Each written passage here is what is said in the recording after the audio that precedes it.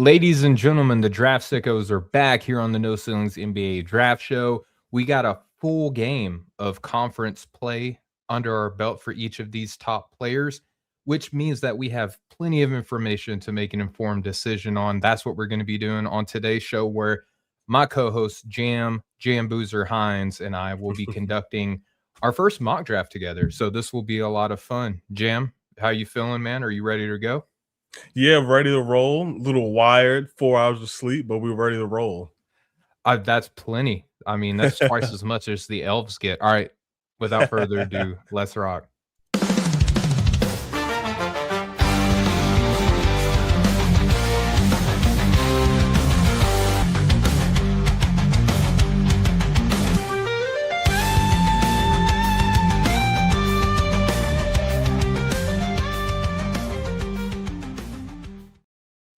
The No Ceilings NBA Draft Show is live here on the No Ceilings NBA YouTube channel, where we just hit over 20K subscribers on our YouTube channel. That's right, Jam. And we're also on your podcast player of choice. Jam, we're back in the saddle. A little bit of a hiatus due to the holiday breaks, but I felt like that time off, one, obviously I got to spend time with my family and my loved ones and blah, blah, blah.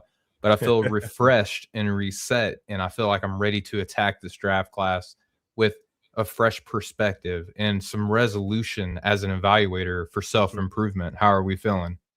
I love that. That's what the holidays are about. I'm glad you got a chance to recharge and get ready for what's about to be a nice little run here to end the season. January, the heart of conference play up into tournament time, my favorite time. So it's a lot of good stuff coming.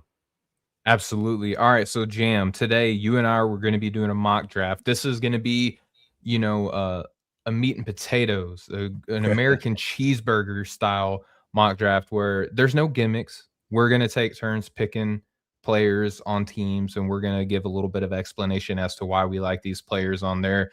There's no me giving you a list of players to pick from and you pick. There's no like we're going to share and pick these players for teams. Just old fashioned, as Bill Simmons would call a booger eater mock draft here, right? Just like the first renditions, we're taking it back to the caveman days. But Jam, before we do, I had mentioned to you kind of offline that I'm doing this piece where it's kind of like an update to the 5 offseason findings that I wrote about like way back in October. It's crazy to think how long ago October was compared to where we're at now.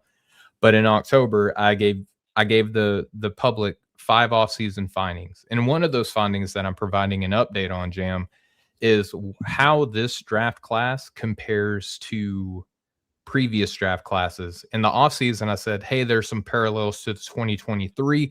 I'm not going to give too much away because this piece is going to come out in about 2 weeks. But Jam, ultimately, like as I was giving this update, I kind of feel like we, as a scouting community, I'll be at the front of the firing line. We do draft class comparisons the wrong way, in my opinion, Jam. So without me giving you any context at all, like how do you take that take at face value? Yeah, that's interesting. I think you can kind of slice it a couple ways. The first thing that kind of really maybe the main thing that comes to mind really is essentially when you have a class that is when it's deep or that it's top heavy, however you want to kind of compare it that way. That's kind of most of the ways that people go about comparing the class. And I also think about when we went to and did our take vote, the hot take vote, when we went and talked about the number of all-stars potentially in this class as well. So I think that's kind of a lot of the ways that people really look at it. I mean, the main 3 ways of evaluating draft class and comparing it, there's the top heavy, kind of the star quality, the depth, and I would say maybe some of the sleepers, that kind of pertains to the depth as well. But when I think about evaluating and comparing different draft classes, that's what I think about. And then also maybe take it one step further. Maybe it's getting a little bit off topic, but I think it's fairly tied. When you kind of go to different draft classes and you're giving different grades, it's not always going to be the same. So, for example, you could have 10 lottery grades, 15, whatever the amount of lottery grades, that could be different than when you go to different classes. And someone could be a lottery pick or given a lottery grade, not because like in a vacuum that's what that person, that prospect is, but more so the lack of depth or the lack of top end talent is pushing this player up into the draft, up into the draft lottery, top 10 or whatever their ascent's going to be. Okay, so Jam, all fantastic points. That is not the direction that I'm taking this. I love it. I'm gonna grease the skids up a little bit more. Jam, you agree that this draft class is one, even in the offseason, we thought it was fairly strong. Two, it's still looking pretty strong, correct? Yep, absolutely. What draft classes do we compare really strong draft classes to? I mean, obviously that Kobe draft, the AI draft, and The 96, yep. and with the LeBron draft, and those are kind of the 03. the high the high water marks, if you will, the top tier drafts, like, and also fairly recent memory or ones that people like to go back to. Yeah, and I would say I'll throw the 84 in there. That's the Jordan draft with, a bunch of greats in there, Charles Barkley, John Stockton, all that, right? The thing, and I'm not gonna make this a big thing, y'all. We'll get to the mock draft here soon. I'll just kinda chop this up. It's gonna be a well-written piece over at No Ceilings, so I'm gonna talk about this at a little bit more depth on the site. Bottom line, we compare current classes that have not really done much of anything even to this point, to the accomplishments and achievements of draft classes of yesteryear. And I don't think that's the accurate way to do it, Jam, because there's 2 reasons for this that I wanna discuss here. One, if you think about where Michael Jordan was drafted in '84, Jam, he was the 3rd pick overall. If you think about where Kobe Bryant was drafted in his class in '96, he was the 13th pick. LeBron James obviously was the top pick in '03, but who would you say is the 2nd best player in that '03 draft class? I have to go back and kind of look at it, but what wouldn't you say That's it? Carmelo and Yeah, Dwayne and Chris. Like, who yeah. would you say is the second I one? guess Wade. I would say Wade too. A lot of people might say Carmelo, and even if you said Carmelo, he was the 3rd pick. Wade, he was the 4th pick, right? So if we're comparing current draft classes to those, kind of weird in a weird way, like we're kind of disrespecting them by saying like, "Hey, you're good enough to be the 13th pick in the '96 draft class," kind of like in a backwards way. And the main point that I want to prove, or the main point that I want to bring to this kind of discussion is that we don't discuss these guys in the same way that we discussed like the 2003 draft class coming in, like the preconceived notion of the depth and how they kind of went through their college or pre-draft season, if that makes sense. And I know the draft coverage is like way different now than it ever has been. So there's a little bit of like kind of adapting with the times. But one thing that I wanted to do with this class, Jam, is like, what do the narratives remind me of coming into the class and like how the class progressed? I don't think that if you did that, you would ever land on the pillar draft classes, the ones who we look back on fondly because of the achievements. I'm kind of more in like the '08 class with like Rose and Beasley and Mayo, even though 2 of those guys didn't really do what we all thought they were going to be. And this is probably proving why this point is kind of maybe even moot on my point. But it's like that '08 class produced so much talent, and the guys at the high end were so highly regarded and touted going in, and they actually had strong college seasons, that maybe this class could be kind of like, what if '08 was done correctly? What if like Malik Beasley cared about the superstardom that of the NBA as opposed to just going out there and hooping and stuff like that? So now that I've given you my context, Jam, do you think I have like any point on this at all? Like I am just springing this on you. No, I see where you're coming from a little bit. My thing is, I think you made a great point just of how the draft coverage is so much different than what it is, obviously, especially in 2003 to what it is now.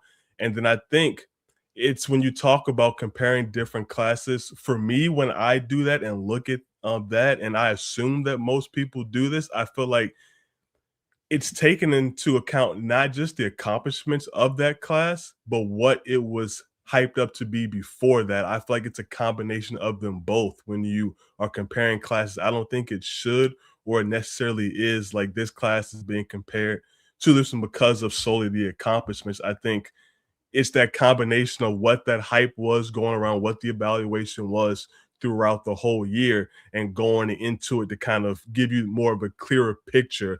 Because I think really when you look back at that draft, like you had so many, I guess we'll talk about 2003, you had so many productive players who had um not just the top, but really towards the bottom too. When you talk about a guy like David West, who spent multiple years at Xavier as well, and Nick Collison, long career Barbosa, at yeah. Kansas, exactly, exactly. So you have those type of guys.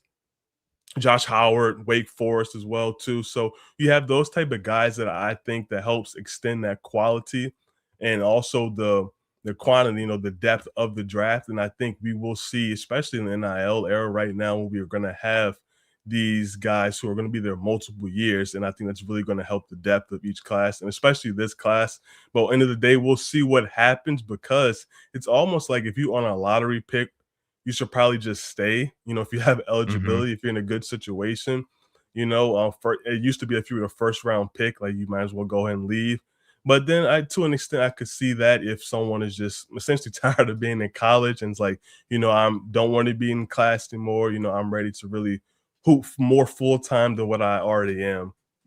I get it, brother, and this is a weird thing that I think, just me being a draft sicko and a draft geek, like, I was trying to think back to a class that I could appropriately compare this one to, and thinking of it on a narrative basis, I was just like, maybe we do draft class comparisons a little wrong. But I will say it's more difficult than just comparing one player to another. And even that's like a little bit difficult. But comparing one class to another, I think it's easy just to like try to throw the hook out there and figure out who you can get by saying this is the 96 best class since '03 or whatever. But yeah, Yeah, so yeah. Because when you say something like that, it immediately jumps to the accomplishment, what they all did. It's not really exactly. talking about the hype of it and the evaluations and everything. So I definitely get All right. So, with my weird little side quest that I wanted it. to have in here before we do this, Jam, let's give the people what they want, man. This is going to be a very fun show where whenever we're just getting back into the swing of things, all the travel and all that stuff out of the way. The fun and easy thing that we can do is do a mock draft, Jam. So, I did a lottery sim. We're going to just go down the list like old school style. I'll just read the picks. I'll even read the via who's for those that matters to whenever we talk about this. There's not going to be any visual aids. I'm sorry. You're just going to have to kind of listen along. We'll try to do the timestamps too, so you can click ahead if you like to do that as well. All right. So, Jam, I gave you the number one pick because the first team is right in your neck of the woods, dude. And you teased a tweet on this earlier on the Twitter. I'll let you unveil who the number one team is and who they end up selecting. Absolutely. With the first pick, it's the Washington Wizards who finally get some lottery luck here from my hometown team. It feels like I'm hoping that this will translate the little bit of early magic that it will translate into real life once it comes lottery time. Because I feel like the team has not had true lottery luck since landing John Wall. Thought that we land into the top three, maybe top two. Hopefully, get Cooper flagged. That didn't end up being the case. End up with Trey Johnson, who looks like a foundational piece. So all is well that ends well. But with the first pick, the Washington Wizards take Darryn Peterson, guard Okay. Kansas. For me, this is the best player in the draft right now. Someone's going to go wire to wire for me. I think there's one other person now, I'm always got to be open to see what happens, but for me right now, there's only one other person, and that's AJ Dybantsa, who can kind of overtake him for the first pick. But with Darryn, like you saw what he did coming back against UCF. This is what he does. Like he's such a fluid, smooth scorer and playmaker, just a smooth operator, if you will, and also the defensive upside that he has too. Hopefully, there's no lingering effects with the hamstring and all that. I think that it's not a huge concern really for me. Unless there's a medical report that it's something that's more severe than what it is. But fingers crossed, God willing, that it's not the case for him. But the Wizards, they get a guy that can be a absolute superstar, another foundational piece, someone they can build around.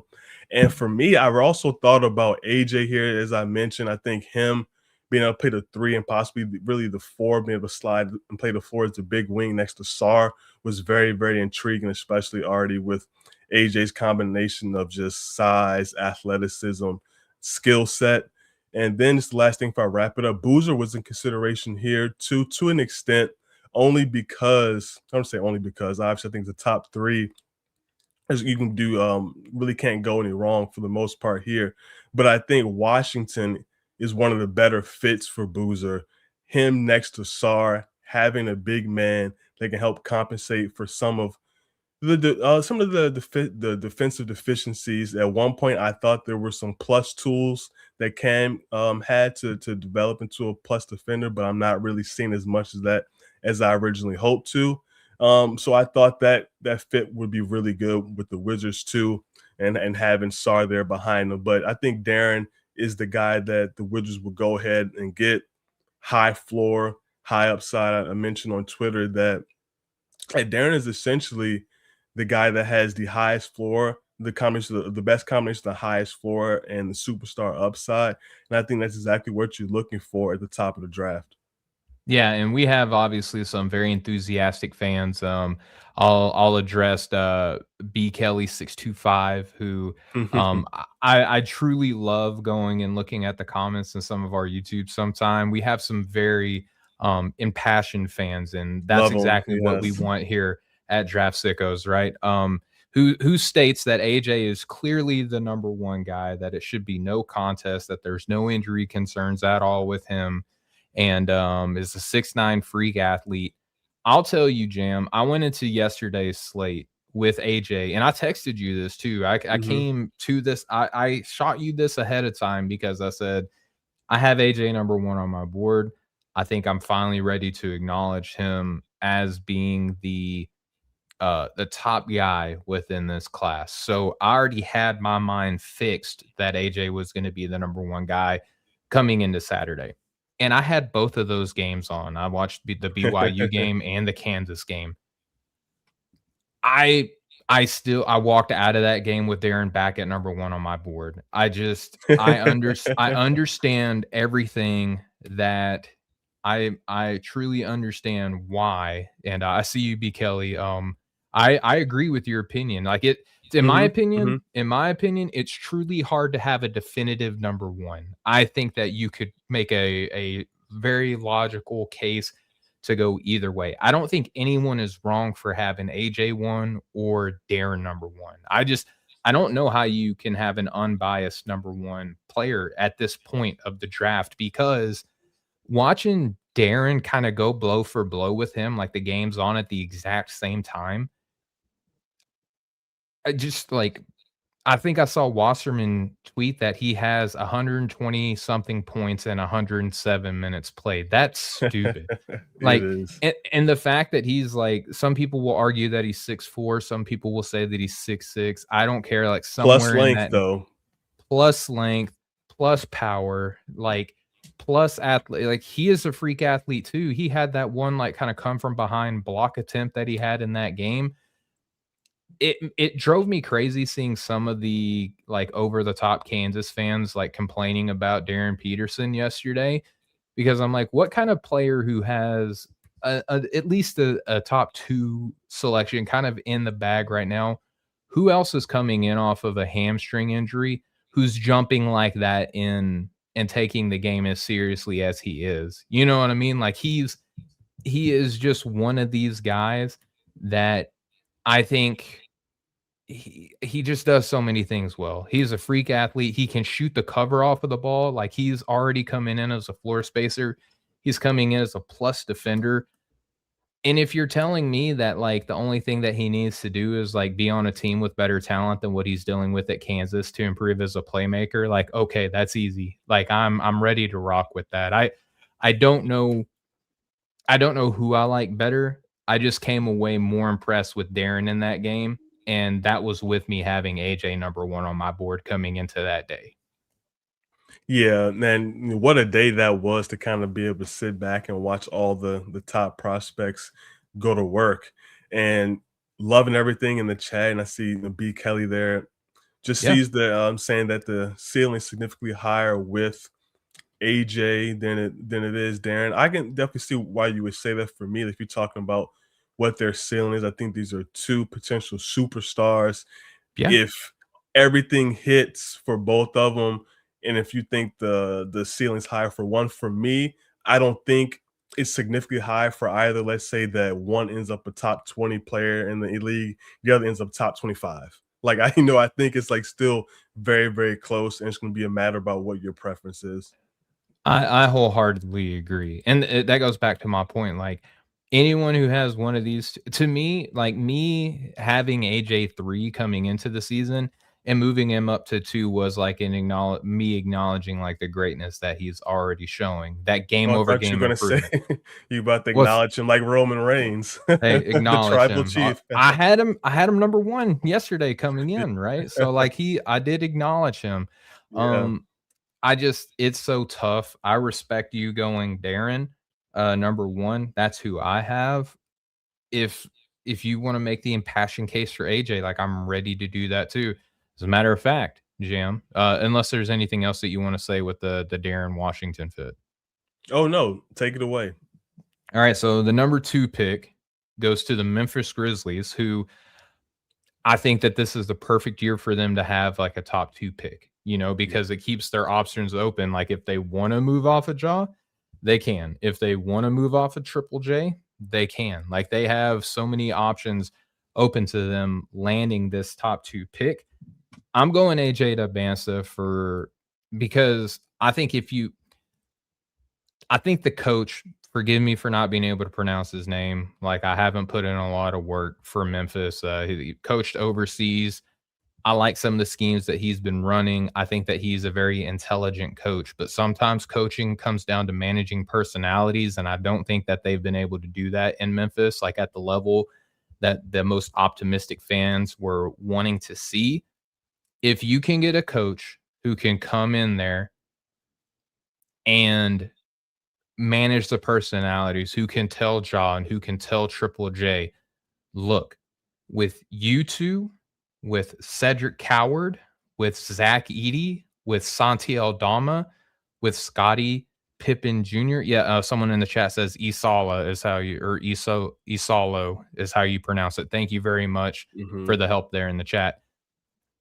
If you have that core and you can inject AJ Dybantsa as this Swiss Army knife, kind of like do it all guy who here we go, B Kelly. I'm gonna start singing the praises of AJ Dybantsa now. You have this 6'9". Some people say he might even be like 6'10", like gonna be teetering on like that 7-foot boundary, who has scored 20 points, I believe, in the last 7 games, who everyone was like knocking the playmaking, was like touting him as like the selfish, this year's Ace Bailey is what people were saying, right? He comes in and is already kind of like taking over playmaking responsibilities that Rob Wright was supposed to be bringing this team. And Rob has had some solid box score numbers, but when you watch him, like he's just not it. He is not what we were kind of hoping that he was going to be as like a steady hand playmaking force. AJ being able to come in and score, being able to rebound, the playmaking has been there. People have been talking about the defensive playmaking stuff. He had 3 steals in his last game, right? So I think that the ceiling with him could be the highest in this class. Like it legit could. And if you are saying Memphis, here's a guy who's great personality, great teammate, like has come in and put in the work immediately. You're bringing that type of a character, that type of a player in to play alongside Cedric Coward, to play alongside, Zach Edey, who can have a floor spacer in a Santi Aldama. And if you get the best out of John Triple J, Memphis could be freaking scary, Jam. Like if they can get the right leadership into that organization and could reignite whatever we saw with Jaw years ago, then reignite what we saw with Triple J just a couple seasons ago, alongside with everybody else. Jam, Memphis could be the next young team that people are getting excited about. Yeah, absolutely, and I'm right there with you. I would be running up there for Memphis. I think it's the absolute right pick for them. to go grab AJ. I think if it was the other way around, if AJ went first, things we were running right up there to get Darryn too. So Exactly. I think it works great for Memphis. And as you mentioned, if they do want to move off from Ja, this is another great opportunity to do so. Personally, I would like to see them ride it out, especially if you get AJ here. And then I'm totally agree. I see Josue in the chat. AJ next to I forgot Cedric. Jalen Wells too. Yeah, Yep. Jalen Wells, and you have JJ there, Triple J, and Edie back there in the front court as well too, and just how big they can be out there on the court and disruptive defensively and really like smash some people there. So with some skill there, I mean, that would just be one hell of a lineup for them to go to, and you can easily see Memphis, here at the second pick, a team that goes from the top of the draft to the bottom of the draft, meaning that next year they're right there and competing deep into the playoffs. Yeah, it's Memphis landing this pick and being able to, like you mentioned, there's no wrong way to go if they get the second pick. Like it's whoever Yeah. isn't taking number one, sprint to the podium. You got to bring in the right people. Like that's ultimately what it's going to come down to because all the talent in the world is on that roster at that point. Yep, it absolutely is. All right, Jam, go ahead and take us to our number 3 pick. Who do you got? The third pick, the Atlanta Hawks take Cameron Boozer. This fit here with Cam I think it's really good for Atlanta. I was hoping that maybe AJ kind of slid down there and that would be the move. I'm sure they were hoping that too. Yeah. But they get a big man in Cam, the continuous machine like production, BPM is off the charts, on pace to still have one of the highest BPMs in history, especially for a freshman. I think he just continues to show just a well-rounded skill set. Obviously, there are some questions just about what the overall upside is, but the floor is there. Like I see someone that's 20, 10, and 4, roughly for his career and is a winner. I know that can kind of be maybe overstated a little bit, but that's something I do value. You can easily say, oh, you are a top high school prospect or like you should be winning. You are the best player. That's what you should be doing it. But to the level that he's done it, no matter what team it is, no matter what the odds are, like I would take those intangibles, and especially the video that we saw earlier this year with him. I'm trying to remember who they played in Madison Square Garden. Yeah, it was the pregame matchup. It was that halftime speech. I can't Yes. remember. Yes. I can't remember who it was, but I know the moment you're speaking of. Yes. So, see all those type of leadership qualities from him as well too. Then the fit with Atlanta, man, like I was thinking about that. I don't think that anybody on the roster there really blocks him from really doing anything. My only kind of hesitation, not selecting, but something to think about.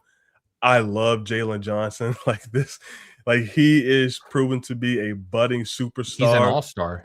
Yeah, he's a budding superstar. He's looking to be a perennial all-star in the league. I think he's probably best at the 4. He can play the 3, of course, too. But just him and Cam, maybe that's the 4 and 5, but you really want some more rim protection at Cam at the 5. But really, you'll worry about the rest of the roster and the construction there, too. That could potentially be AD that's there. We don't know what's going to happen with Atlanta. They are rumored to be one of the leading contenders for the Hawks there, with Ricochet heading out, and Porzingis will be out as well soon too, with his contract expiring. I think what's next year or maybe a year and a half, something like that. So who's this? I'm sorry, say again. Porzingis. Yeah, I think he's expiring. I think he's expiring this year. Yeah. So I do believe that like Cam there and hopefully keeping Trey, that speaking of Memphis moving Ja, like Atlanta's in a fairly similar situation, trying to figure out what they want to do with their point guard situation. But I'm in the same camp as well with Ja. You ride it out, especially if you're getting an elite level of talent there, the top 3 pick here in the draft. Like you ride it out, especially with the talent like Trey. Okay, I'm gonna go to the chat real quick. I think Josue Gonzalez, if I'm saying that correctly, I'm doing my best. But he says, interesting question. Do you guys think will have a more like perimeter oriented as his career goes. I think that was probably meant to be Hill, probably talking about Cam. Do you think Mhm. that he'll have a more perimeter oriented game as his career goes along, like Kevin Love did as his career went along? I think so. I think, and this is an interesting conversation to get in for Cam because I'll just be upfront with you right now. And the final assignment's not turned in. I'm perfectly fine with changing my mind, and this is not a slight against Cam, but I have Caleb higher now. I think that it's truly like a big four. Interesting. I think it's a big four right now. I still appreciate all the things that Cam brings to the table. I don't think that he is a bad player. I want to get that.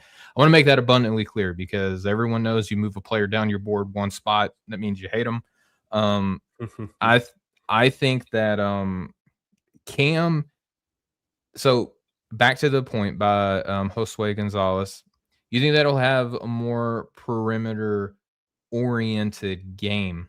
That kind of brings the question that I'm kind of wrestling with now. Like, is he playing the position he's going to play in the NBA? Is he playing the style he's going to play in the NBA? And if not, what does that even look like? Like, what are we evaluating right now? You know what I mean? I think there's versatility with the style. I think he's going to play similar to what he's doing at college level. He's going to have more spacing, so obviously that's going to change some things too. So I think it's certainly going to be a combination of both. I would say I certainly hope that his game does not become more perimeter oriented because the strength of his game is really his power and his strength. So I don't want to see him go away from that. I love him in that mid post area as well. Like that's where I really think he's going to make his money. And then you can pick and pop as well too. Like he's gonna be able to take guys off the bounce and be able to do some things on the perimeter, because he is that skilled and that talented. But I don't need him to be a guy where it's like all your touches are coming from the wing and you're shooting 7 threes a game. That's not what I need from him. And that kind of brings me to the point of like, there's a whole lot of ways, and like we're doing a mock draft show. We're not doing a Cam Boozer breakdown, but at the top three, I think it's fair to talk about these guys a little bit more extensively. If he's not playing the way that we expect him to play in the NBA, then it's a completely different conversation. But if he is playing like more hub, low block stuff in the NBA, like what's the value? And then I get that I love the defense and I love the playmaking Phil. Like Phil travels and rebounding travels and a lot of the things that he brings to the table travels. Like I get that. That's why I say it's a four-man race. I think it's a two-man race up top because I think it's either AJ or Darryn. And then I think the next tier are just two dudes, and I think it's Cam and Caleb. And then it kind of gets a little bit kind of more convoluted as we go along. I'm sure we'll have a fun conversation about this, but I don't know. Like the more that I watch Cam, I appreciate everything that he does. I don't hate him. I think he's going to be a very, very good player. I just don't think he's the runaway third best prospect in this class. I think that he's at worst fourth, and it's with a bullet. He's separated himself from a lot of players. I just think that Caleb has kind of played his way up, and I'm having to wrestle with the translation of Cam Boozer a little bit more than I thought I was going to have to coming into the season, if that makes sense, Jam. It does. What are you and like? So we don't want to turn this into an individual scouting reports on We're every going to guy, do it a but little bit. Yeah, yeah. it's tough not to do, especially when we're really trying to get a grasp and complete that complete picture for all these prospects. What are you worried? Like, what is your pause with the translation of the offensive game? Is it you think that he's going to be too post oriented, or you aren't seeing enough pick and roll stuff, short roll stuff? Because I think like it's DHOs, it's going to be him working elbows.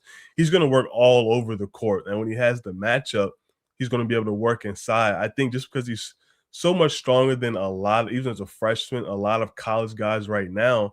It's like when you have the advantage, he's going to go inside. And then it's also tough too because you work with Pat. I want to see Pat work a little bit more inside too, and Yep. so it's kind of a give and take with that portion of it well too, and kind of how that fits.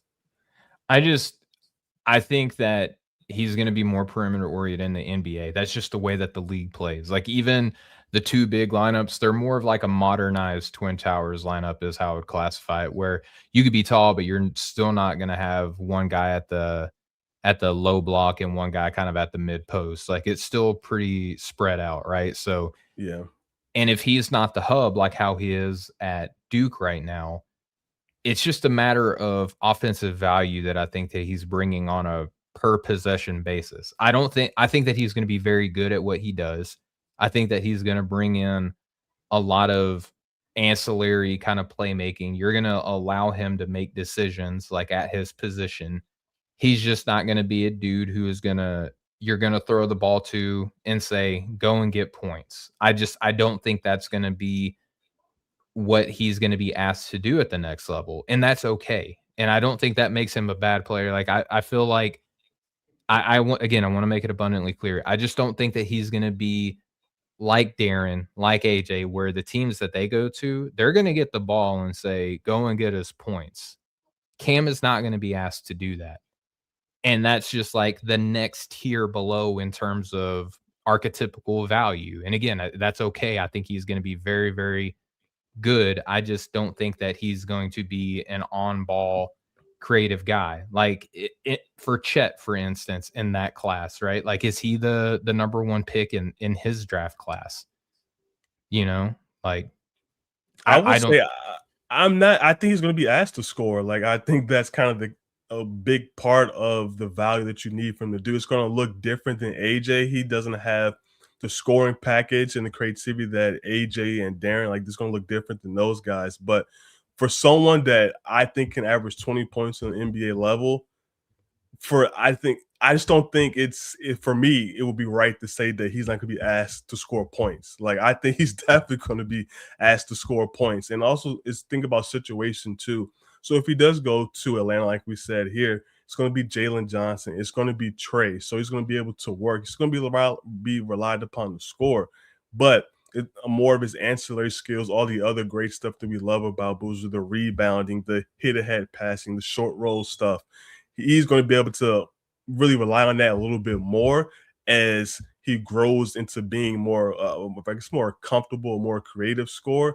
But I feel like he's going to be asked to be a scorer. If he's going to be your number one option, he's not a pure scorer. That's not like what his role is and like who he is. But I think there's a difference between being a pure scorer and kind of just a scorer in general. And I think really just could be semantics in a way, but he's going to be asked to get buckets. Yeah, so I'm not when I say he's not going to be asked to get buckets, I'm probably being a little bit too over hyperbolic there. He's not going to be asked to get first scoring option buckets. Like I think that's going to be, I think, and that's why I think that he's a perfect fit in Atlanta because Yeah, he's still bringing value. I can't like overstate this enough. He's still yeah. bringing value. He's still a great playmaker. He's still a great rebounder.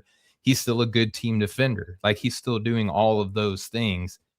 I just don't think that what he brings to your team is worth taking if you have to like reboot an entire organization. You know what I'm saying? Like if you're bringing him into a team that has established scores, established playmakers, other good defenders, and he's going to be like a floor raiser, right? With probably a little bit of ceiling raising as well. That is more impactful, in my opinion, than just dropping him in Memphis or dropping him in Sacramento or wherever, whoever gets the number one pick and say, be the number one option on a team. Like, and I think that's where I'm ultimately trying to get to with Cam is like, he's just not at the level, in my opinion, of Darryn and AJ as like, you are going to be the saviors or and future faces of the franchise. Whereas Cam can come in like what we saw with Chet, who's perfectly fine being like a second or third banana and amplifying all the talents around him. I think that's what you're getting with a Cam Boozer as opposed to those other guys. Yeah, and I just was just in on this because I know we're going to keep going along with different guys. But with Yeah, Cam, the scoring, like I said, the scoring is there. I do believe he may not be your number one scoring option, but there's going to be games when he rises to be your number one. He's your number two or your number sure. three. And then I think really at this point in unless they're at least where we are now, in the draft, just kind of looking at the 3 guys that we select as top 3, unless you feel there's a guy that's going to be that kind of like superstar scorer, then I do to an extent understand why you would go with him over him. I know you do like Caleb as well. We're kind of getting to that when we talk about him, but Yeah. like I have no issues with him being able to become one of the leading scorers on a championship caliber team. Is he going to be your best scorer? That probably not. You need a more of a creative, more of a lethal scorer than him. But him being your number 2 option, I think that's more than adequate. Yeah, and I think we see a lot of the same things. It's Yeah, just in terms of like where you're comfortable valuing that type of a player is where the kind of the rubber meets the road, so to speak. All right, so yeah. we had the Cam Boozer discussion there for Atlanta. Still a fantastic pick. That gives Oklahoma City the 4th pick, and I'm going to be the one person in the basketball community that's perfectly fine with the Thunder getting a top pick, because dynasties bring ratings, man. Like, everybody likes to see dynasties. We complain about them in the moment, but as soon as the Warriors are gone, as soon as a fun LeBron James team is gone, that's the one thing we miss. Who's the face of the league? Who's going to take the place? And blah blah blah, right? Oklahoma City has the 4th pick. Guess who I'm taking with the 4th pick based on the last conversation? It's going to be Oklahoma City taking Caleb Wilson. Now, I think that this makes sense on a number of levels. I think the Spurs winning 3 games in a row against Oklahoma City and then like losing to the Jazz. A lot of people are like, "Oh, the Spurs are the next team up because they got guards that can go up against Oklahoma City." And that um I think that that's an okay thing to analyze and say, well, maybe Oklahoma City needs better guards. Maybe not, but I think Caleb Wilson gives the team the type of wrinkle that they need. I think that Caleb Wilson, if you look at the raw potential that he has, like, I've described him as like a Rottweiler puppy whose paws are so big, and they do like the run across the kitchen floor, their back spins out underneath them because they're running faster than they know how to control right now. But you're like, man, when that puppy is full grown, he's going to be a monster. You know what I mean? Like, that's what I think of when I look at Caleb Wilson. I think that the defense is already like at a special level. I think that the defensive versatility is at a special level. There's not a missed shot that goes up in the air that I don't think Caleb Wilson is going to come down with. He is a fantastic rebounder. He leaps, higher than other people, and he also outreaches those people. He's going to be about 6'10" in shoes. He has a crazy motor. He's the best player on his team that plays like the role player, like the 6th man. And I mean that in the best way, where he's just all out hustle. And I think the upside with him is kind of being understated, because if you look at the touch right now, he hits these like reclining fadeaways, these high Yeah. degree of difficulty mid-range shots that fall in. They look beautiful. I don't think that you can look at his percentages right now and say, yeah, he could come out and be one of the best players in this class. But the projection, like the feel indicators, I believe are there. There's a lot being said about his finishing numbers. Maxwell, a couple years ago, might have been last year, might have been the year before, but he wrote a piece about how athletic players, like, shockingly don't always have good efficiency numbers, because in a lot of places, like, they're just trying to figure out what they can and can't get away with. Like, they're very audacious players, and that's what I think of with Caleb Wilson. It's like, he is so audacious that sometimes he does things that you're like, you shouldn't do this, but I'm glad you're trying. You know what I mean? Like, I want to kind of know what your limitations are, because it feels like they're always growing larger and larger. And I love the mentality of this young man. I love how good of a teammate he is. I love how competitive he is. And not only are the touch indicators there for him to grow and move forward, that I think he's going to be a good shooter. Like, even worst case scenario, he's going to be on the corners hitting 3-pointers when he's open. I also love the playmaking stuff that he and Henry Vasar show when they're running these high-low actions together. Like, he is also figuring out how to be like the best decision maker that he can be. There's not a lack of feel, it's just a learn of feel right now for him that I think he's trying to figure out how expansive that playmaking bag could be. He just feels like the potential of him is some of the best within this class. And Jam, I'll just ask this questions to you before as I turn it over. Would you be shocked if Caleb Wilson was like the second or third best player of this class? Would that like actually blow you away? Because it seems like every draft class has a guy who doesn't go one or two, but always ends up being like one of the best in the class. Like, that's what I keep thinking about with him. Is like, I'm just not going to be shocked if he's top 2 in this class. I'll be shocked if he's top 2 for sure. Top Okay. 3, no, but like ends up being a better player than Darryn or AJ.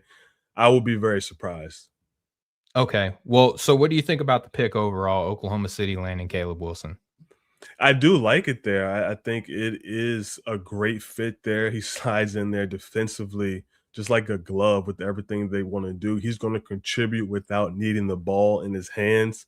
What as a play finisher, defensively, you spoke about the versatility and everything that he offers there. Like, he's going to be ready to help them from day one. I do believe that he will end up being able to space the floor enough if really need be, or at least just to keep defenses honest. It could be like a low 30s type of things, but you mentioned the budding touch and just the shot making skill set that he's been able to show so far. So I do believe that touch and the shot making will extend out to three to be able to be the threat that he is hoping to be and we want him to be. And it's a great fit for OKC. The rich continuously get richer. It's a That's high right. upside there with Caleb Wilson there as well too.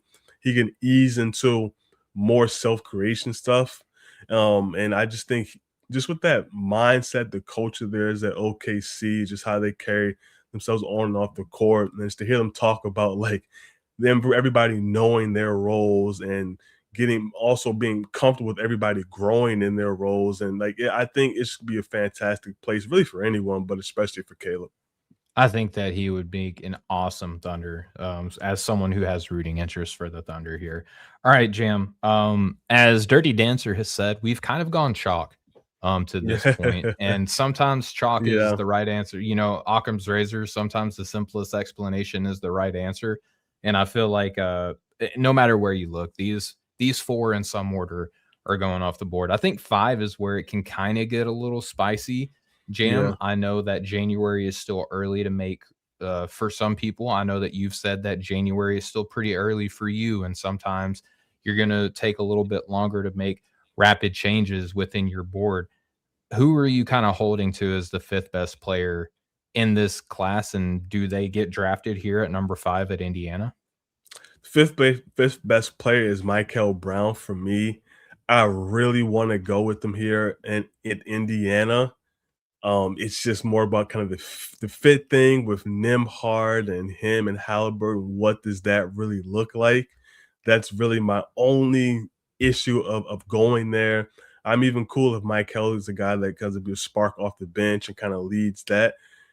I would do that if I didn't feel like there was another adequate pick there, and if I felt like I was jumping tiers and things like that. But with the 5th pick, Indiana, I'm going with Jayden Quaintance. They get Okay, a that's where big I would have man. gone to for what it's worth.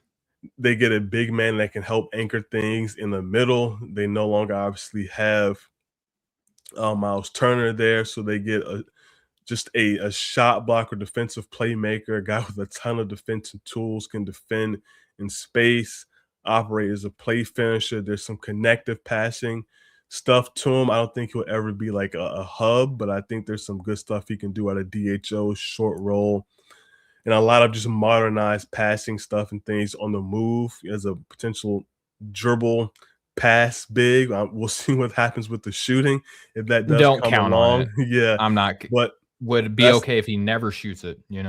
exactly. Don't need him to shoot it. It's more of him being just this fearsome defender, um, potential defensive anchor, and a play finisher. And then him running the floor, working pick and rolls with Halliburton there, and some 4-5 stuff with Siakam. I really love the fit there. Yeah. Hey, chat too. Just like let's be respectful of one another, please. Like that would be cool. Like we're all friends here, having a good time talking about players we like. That's what we want to do here. That's what we want to promote. Yeah, Indiana Jam. I had them taking Jayden Quaintance as well. I think that I think that he's still obviously working his way in from injury. The thing with me is like the traits with him are just like too good. Sometimes the explanation for me sometimes just comes down to he moves like an NBA player. He's a special defender. He's got crazy motor. He's huge. He's long. Even though he's coming back from an ACL injury, like some of the stuff that he just does is insane. And Dirty Dancers, like he's sort of a dinosaur prospect. What is he elite at? Twitch, motor, size, strength, length, anticipation of when to block shots, anticipation of screen setting, anticipation of block or boxing out. Like I get that he can't shoot, but the kinetic movement of this guy is just next level. The last game that I watched him play against Alabama, he had this closeout that he had like on a on a layup that's like, how in the world can you see this guy or even feel this guy coming to block your shot and still feel confident to get the shot up? Like, I would be terrified if I had Jayden Quaintance run at. And then if you consider what we saw with him on Arizona State, still don't feel like Coach Pope for whatever reason, because like this feels like the type of thing that he would want to do based off of his prospects that he's had there before. Quaintance has like some playmaking feel, Jam, that you touched on too. We haven't seen a whole lot of that. I just feel like there's that much more that they can lean into. There's still value for big men who are lob threats and screen setters and all that stuff. And I think that he does all those things at a high level.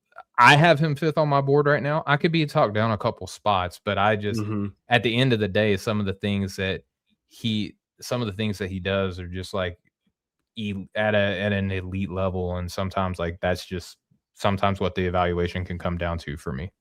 Without a doubt. Better defensive prospect, Jayden Okay, let's do Quaintance this. or Colin Murray Boyles? I would say Quaintance because it's more of like a prodigy of sorts, you know what I mean? Like is a highly touted recruit, like came into college at 17 years old because of the defensive impact was supposed to be that crazy.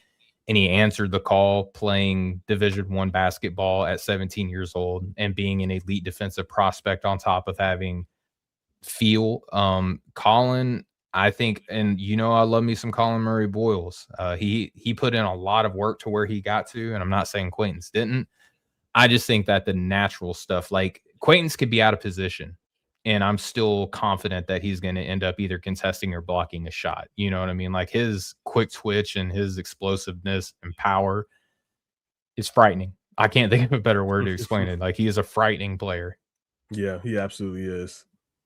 All right, so Jam, we're gonna move on here. Sacramento, 6th pick. I know that you got a guy at this position ranked higher. I'm gonna go Darius Acuff Jr. And some of this might be a little bit of me being a homer because I am a Razorback fan. I'll acknowledge that, right? But I like to think that I can put my biases aside and still give a good and thorough analysis. I think one that Darius is underrated as an athlete. I think that his movement stuff is just so fluid that it kind of looks like he's not explosive and powerful and stuff like that. But even though he's the shorter of like the top tier guard prospects between Mikel and Kingston, he's shorter, but he's a very powerful build. He can absorb contact. He's a guard that can create his own shot. He does not require a screen to get to his shot. He can get to the basket and finish.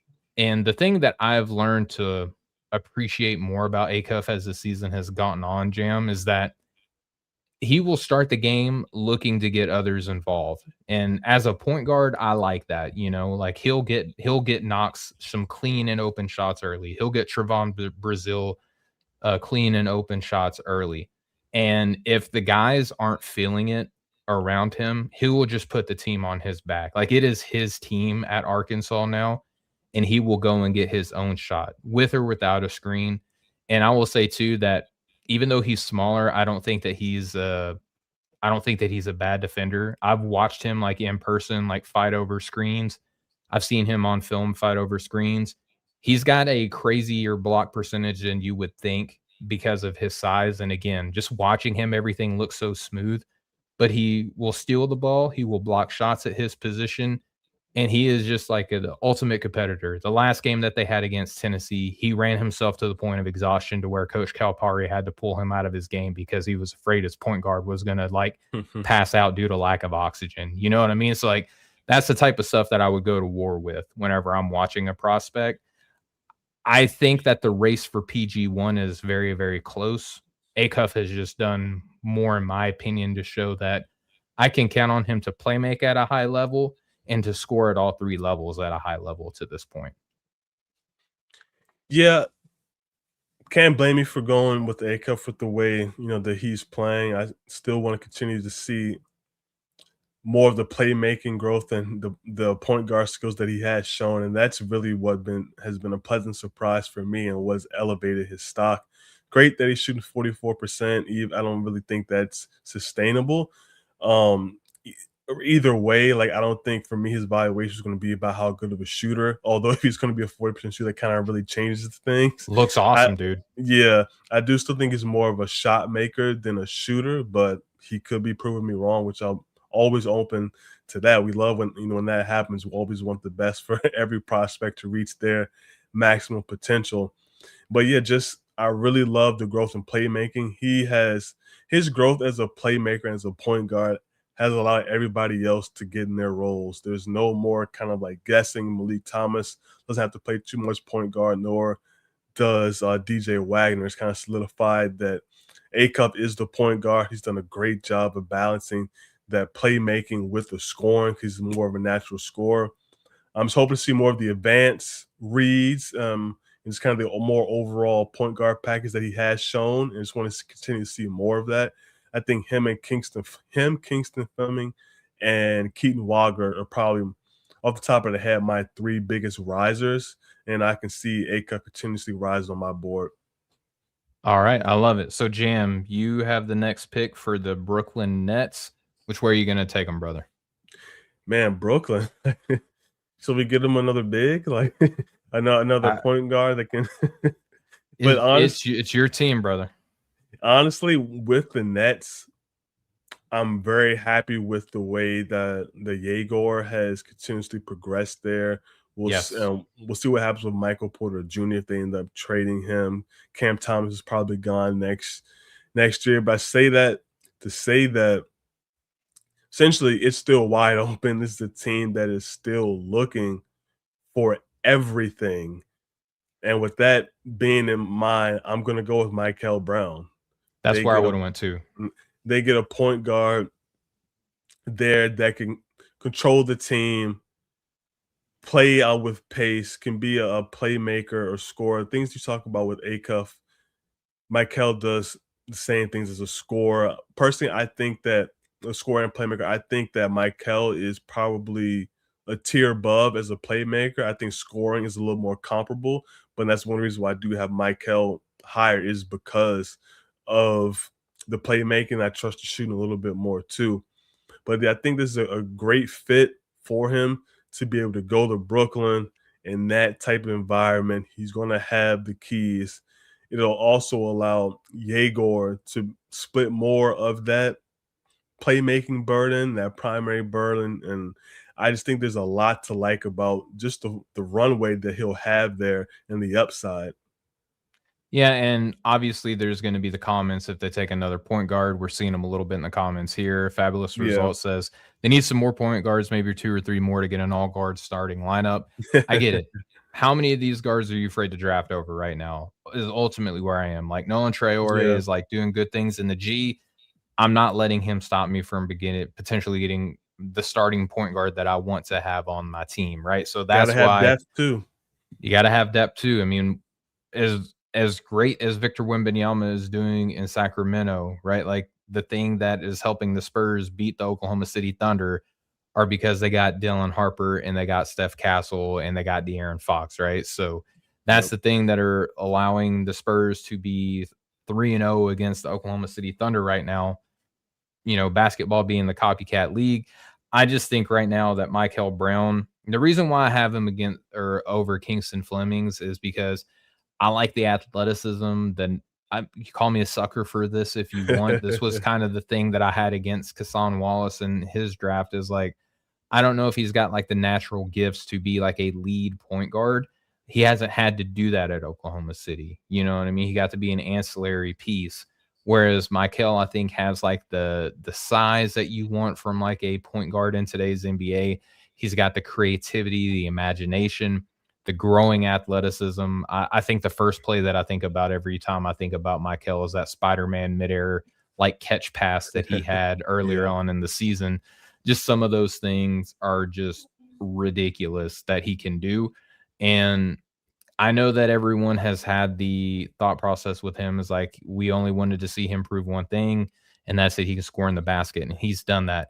I would still like to see him do some of the things that we liked in the offseason at the same time. Like if we could get that 3-point shot up, that would be great. But he's got the tools to be fantastic. He's got the upside to be fantastic. And at the 7th pick in the draft, it makes a lot of sense why Brooklyn would want to take this guy who a lot of people thought might even crash like that 4th, 3rd pick within this class. He's still got that sort of an upside. And the injury has kind of sucked for him too. Yeah, it does. That back is nothing to play with. So hopefully that he can heal up. It looks like he was, I think, last game warming up. Looked like he potentially could play, but it looks like he is on the mend and could be playing in their next couple games. And then I think I'm gonna bring this up every time we talk about his shooting. Sure. And I think it's such the Tyrese Maxey situation. I think this guy is not going to have any issues shooting the ball. There's no way the team's going to leave him open. I'll be very surprised if this is someone that's shooting 31, 32% from three, for their NBA career.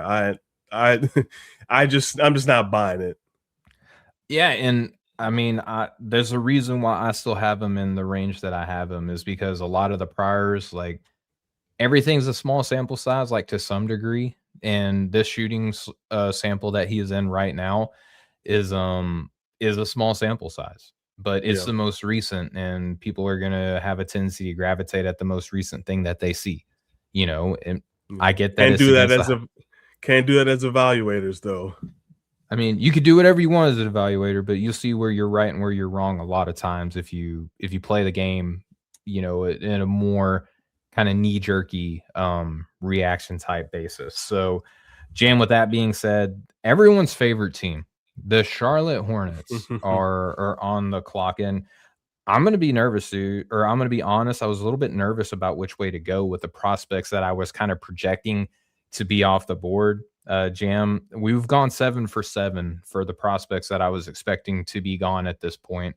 Right now, the next prospect that I have on my board, Jam, is Kingston Flemings, and I think that he would be a good fit here for Charlotte for a lot of reasons. I don't think that he takes anything off the table for anybody. I think that this gives this team a lot of lineup flexibility for the guards. They have a number of wings. There's not a big here that I'm comfortable reaching for at all to kind of help the Kalkbrenner front court. There's a couple other players that I really gave a lot of thought to here, but I think Kingston, with the way that he's already kind of gravitated to in his captaining a more senior laden team with a very respected and influential and kind of intense head coach in Coach Sampson. I just like the way that I could imagine him playing off of, LaMelo Ball taking the tougher defensive assignment, or even alongside Colin Knipple doing that same thing. He is a reliable shooter. We've seen that so far, even though the shooting volume isn't as high as what a lot of the players who've gone on to be proven shooters in the NBA. Like Kingston is just not at that level, but he rebounds, he defends his tail off, he makes the right reads. Even though he doesn't have as much bend as lean as the previous two guards that I mentioned, he's got a quick first step. He's still a good athlete. He's just not like one of those like all directional analog stick guys. You know what I mean? He's a D-pad guy.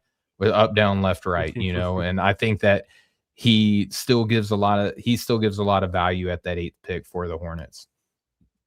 Yeah, he absolutely does. I think that's a really good fit there. And as you mentioned, he doesn't take anything off the table. I think him and LaMelo can work together, and just the pace that they can play with, getting up the floor with Bridges, and like I think in Khan spreading the floor, and yeah, I think that it'll be a really really good move for Charlotte, who's have some really good draft luck over the past like it's like Salon is coming around a little bit, but I think they've done a really good job of seeing what Khan and Sion James are providing, and it seems like they know what they want to do Big and what Calc they too. Don't forget about yes, Kalkbrenner. Calc as well. So it's like they know what they want to do, the type of guys they want to target under on the president of basketball operations there, Jeff Peterson. So if you're a Charlotte fan, I know it hasn't been the greatest the past few years, but the talent is coming along there. You have a superstar there, LaMelo Ball. You have potentially a really budding all-star in Khan there. And it's like a really solid foundation that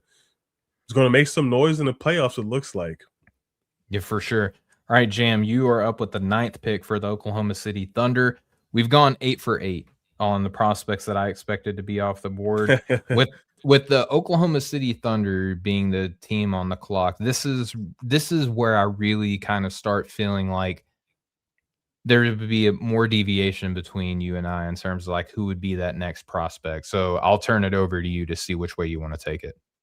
Yeah, it's tough for me right here. It's not really about the next best prospect here because with OKC, for me, the next best prospect is I'll just say I have LeBaron Philon here, and I think and Yaxel after that. I just don't think they're going to go that route with how their roster is constructed right now. But could be a little bit rich. I think he could be there a little bit later if I was OKC, maybe trying to trade down. But I'm going to go with Braylon Mullins here. This is a Dude, guy. that's who I had as like the direction that I would go to. I love this. Yeah, I mean, they get a guy that can absolutely shoot the ball with size. There's some defensive tools there. Our own draft deeper, Nathan Grewal, recently wrote about skilled shooters. It's always been a thing in the league, but is really, really taken off as something that teams are coveting more of. And I think that's exactly where Braylon is there. It's a day one NBA ready skill. He's not taking anything off the table from anyone. There's upside there as a scorer.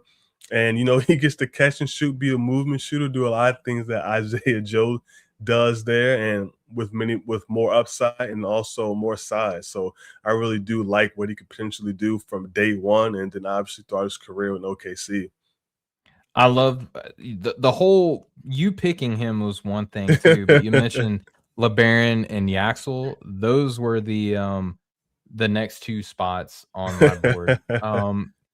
I think that Braylon Mullins would help them a lot because if you look at what they've struggled with recently, it's 3-point shooting. And I know that Yep. they have Isaiah Joe on the team, right? And there's a lot of jokes that could be made about saying Braylon Mullins, Isaiah Joe, things like that. But Braylon Mullins isn't just a shooter. You know what I mean? And I actually wrote my own piece on Braylon, and I talked about why guys like Reed Shepherd were taken 3rd Yep. in his class, why Conkanipple was taken 4th in his class. I look at Braylon and I see one, he could shoot in a phone booth. He's an off-platform shooter. There's value to just being a reliable run you off a gazillion screens and open driving lanes up for Shea, for AJ Mitchell, for J-Dub. But he also passes really well too. And I don't know how many people are keen on that because of what they're watching at UConn or what we haven't got to see a lot of because he had that injury coming into the year. But his vision is awesome, and he's a competitive defender. Like if you're going to play for Coach Hurley, you have to be insane Yep. to want that sort of coaching. So that helps me in my evaluation. Like if you want to be coached hard, you go and play at UConn. So I could see that easily transitioning to Oklahoma City. But he's a sound defender too. Like I'm not going to sit here and tell you that he's an all defensive type of guy, but I don't think he's far off from what we saw with Khan. I think that he is a very strong and capable defender. It's just not his primary skill, but just because it's not his primary doesn't mean that he's poor at it either. So I Yeah. like that pick as well. So we go 9 for 9, Jam. Obviously, we're going to go 10 for 10 because I have the next pick. And I'm going to pick one of the names that you mentioned that you could have taken it based on rankings for your board. And we have the Dallas Mavericks next. And again, Jam, kind of like which way do you want to take this? Like there's people who say, well, Kyrie is injury prone. He is an older point guard. Clearly, Dallas still sees value in him. You know, they might need a big man based on trades or whatever, but there's not a big man that I'm comfortable taking at this Yeah. point. That leaves wings and forwards. And I understand that you might want to go the youthful approach. I'm just going to give me the proven guy. Give me the guy who's going to help Cooper along the most. And that's Yaxel Lendeborg out of Michigan, Jam. Like that's the direction I want to take this. I know that this is not in keeping with trends in NBA drafts. I'm very well aware, but this guy he has, if you want to call a small sample, he's a 42% 3-point shooter so far this season. He's playing the three exclusively. The Dirty Dancer in the chat, right on the money. That's high for his age. Like I'm right there with you. I get it, but this is me drafting. Okay, I'm not an NBA front office. I want Yaxel Lendeborg playing next to Cooper Flagg because one, he's older for his class, but he's older than Cooper Flagg, obviously. But I think that what he can bring to the table in terms of literally everything, like give me something that Yaxel is bad at, Jam. Is it breaking people down off of the bounce? Like, okay, I don't want him to do that in the NBA, but he does literally everything else that you want in a basketball player at his size. Yeah, sure. Give me more guys who are going to open the lane up and play good hard defense. Yeah, I do like that, especially if I was also thinking Philon. I don't know what the Mavs really are kind of planning to do with Kyrie. I would love to keep him, but if they trade AD, does Kyrie want to stay and what that looks like? So maybe looking more for a point guard at that stage. But either way, you want to have someone that can contribute and can grow with Cooper there. And I understand what Dirty Dancer is saying about it's high for the age. I know that's kind of maybe A lot we'll of people unpack. in the chat are reminding me Yeah, how old yeah. Yaxel is right now. I love you guys so much. Like I get it. I get the concerns at the age. And this is what I'll say about that. Maybe we'll unpack it a little bit now, maybe some more at a later date. But with age, that's generally tied to upside, correct? Yeah, that's the upside curve and stuff like that. Yeah. Yeah, I was making sure we were all level set. For me, that's not always strictly just tied to age. A lot of that has to do with resources, with coaching, with opportunity. Just because you're young doesn't necessarily mean that you're going to progress faster or you're going to reach a higher peak or a higher ceiling than somebody that's older, especially if they're in a better development situation than you are. So I think that there's more context than just age and why age and how that's really affects draft positioning and all that stuff. So, but I do like him there, Yaxel there. I actually was going to go with Yax at 11 to Milwaukee, which is really, really funny. Just to try to get them someone who I still think still has some upside with Yax, but also a good floor that's ready to play now and can help Milwaukee, man. So when you said that, it was kind of like a little gut punch. Yeah, I totally get it. Speaking of Milwaukee, Jam, you got the 11th pick. We've gone 10 for 10 on the order that I thought that this board was gonna go. Milwaukee could be in a unique position, obviously, with Giannis. Will he, won't he? He keeps saying, hey, I'm here now. Like we've never heard a star player say that before they get traded. Like we get that you're here now. That's why you're getting asked questions. Are you gonna stay here? You know what I mean? Yeah. I get it. And chat, I love you guys. I understand that Yaxel is a dinosaur and he's got a grant. He's wanting to be the first ever guy to play in college with his kid. I get it. He's a good basketball player. He can do literally everything on the floor. Good players make other good players' lives easier in basketball. That's the thought process there. All right, Jam. Milwaukee on the clock. Who you got? Man, it's tough. But with this one, the Milwaukee Bucks, I'm gonna go with LeBaron Philon here. That's what I would have done too.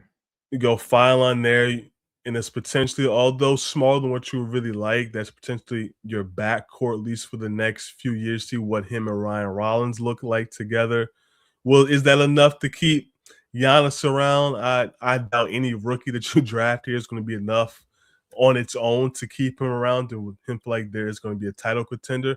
But I do like that potential backcourt between Rollins and Philon and what that could really look like. I thought about some other potentially higher upside guys like a Chris Senac as well. I still like Cole Peat.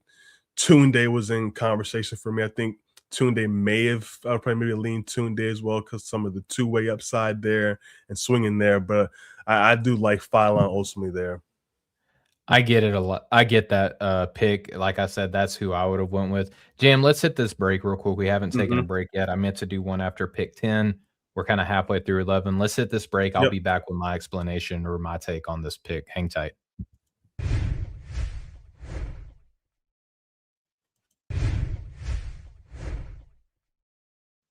All right, we are back here on the No Ceilings NBA Draft Show, here on the No Ceilings NBA YouTube channel, where you, our subscribers, are freaking awesome, and you helped us get over 20K subscribers for YouTube. If you haven't hopped on the bandwagon yet, please hit that subscribe button while you're here.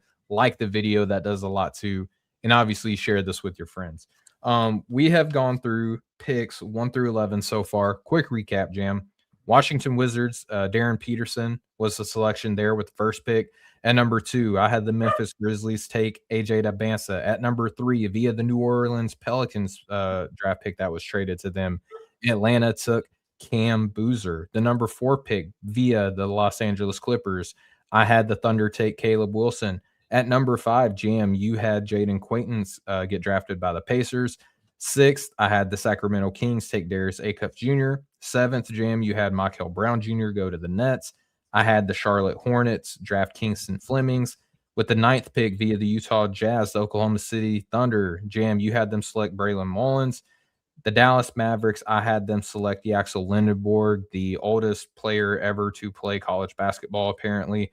And then Jam, you recently had the Milwaukee Bucks select LeBaron Philon. Great pick. I love it. I'm kind of in a weird spot with LeBaron where I think he's talented. Yeah. I'm kind of worried about how good the lead playmaking is. If Giannis stays, obviously everybody's job on this team is going to be a lot easier. I do like the Mhm. rebounding. I do like the defensive hustle. I do like the fact that the 3-point shot is is gotten better since his freshman year, even though this last Saturday against Kentucky, he went, I think, 0 of 6. So I get it at 11 going LeBaron Philon. I am getting to the point. I saw someone in chat earlier mention Christian Anderson. That's going to make Nathan Grubel very, very happy. I think the conversation between those two has gotten a lot closer for Yeah. me than I had it coming into the season, but not a bad pick. All right, Jam. Let's keep Portland weird here. They are on the clock, and I am picking for the Portland Trailblazers. Had a hard time with this one because they got names. They have names at every position. You know what I mean? And Mhm. do they go? Do they dare to go big again after Hansen Yang? Denny Avdia is clearly the best player on this team. They've got guards on this team. They have a couple of wings that you're hoping that one of them pop off more than the other one. It's a hard pick, and I think I have a wide tier. I kind of thought about this, Jam.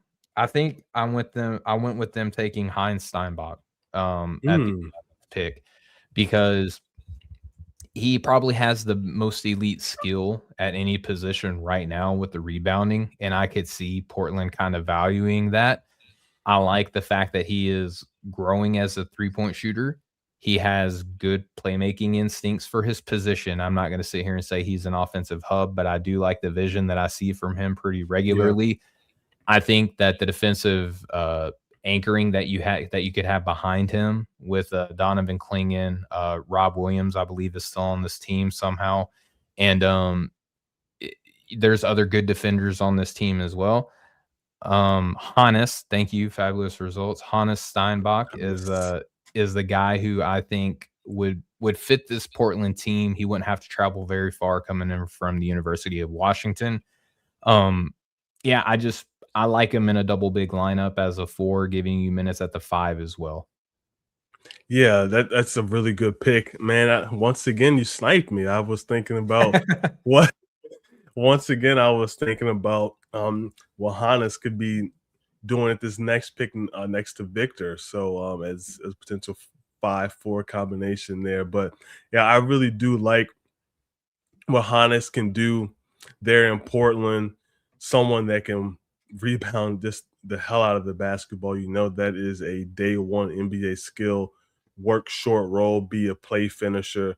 Think there are the defense hit or miss, but I think there are some good things within the tape as well too. So I think all in all on that end, that at worst he's going to kind of be net neutral with everything. I don't think he'll really get picked on too much. I think he's But a solid defender too. A yeah, lot of people say that he's like an outright bad defender. I don't agree with that. I just don't think that he's like an overtly plus defender, if that makes sense.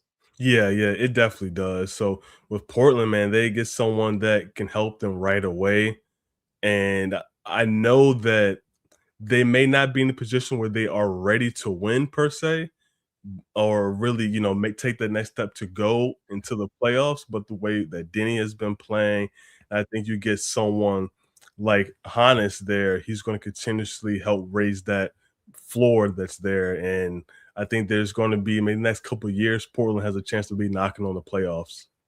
Yeah, Jam, I think we have one of these fancy chats where someone donated a little bit of money to be heard here on the show. So let's honor Yeah, that. we appreciate you. Yeah.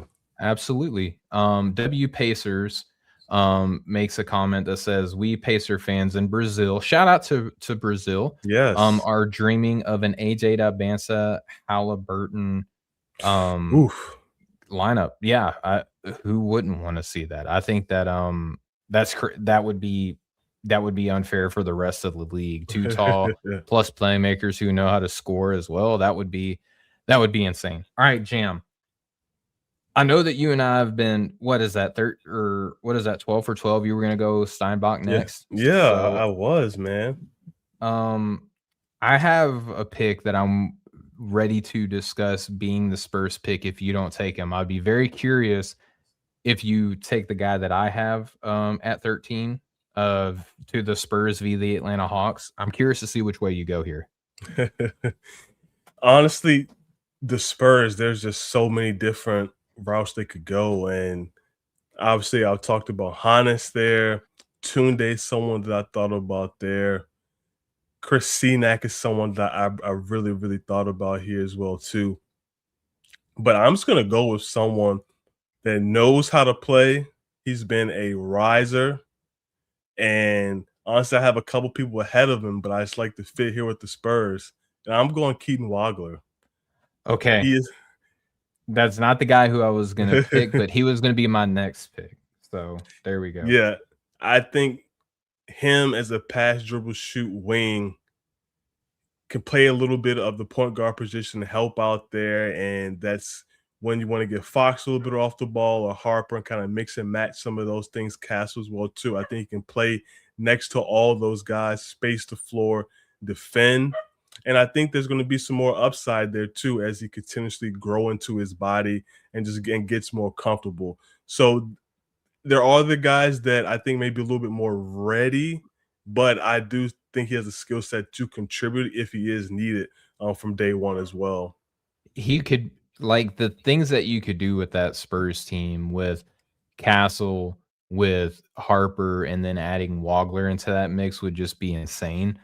I love Wagler. I've talked about him, God, I don't know on how many podcasts, like whether that be the night shift last night with Metcalf or on Yeah. countless episodes where I brought him up with you as well. I don't want to do a whole nother Steven loves Keaton Wagler thing. He's in my lottery now. I hmm had him going with the next pick, Jam, which is going to the Chicago Bulls.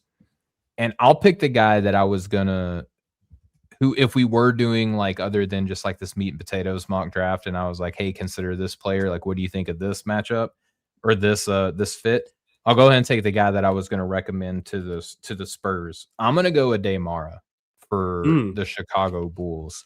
One, I think him and Victor Wembanyama, like in some matchups like that, you can do a whole nother French vanilla lineup, with the Spurs, with that. But Aday is humongous for one. He's actually good now, like playing at Michigan, playing for Coach Dusty May, playing alongside guys like Yaxel Lendeborg, who's like the oldest prospect ever in the history of the NBA draft.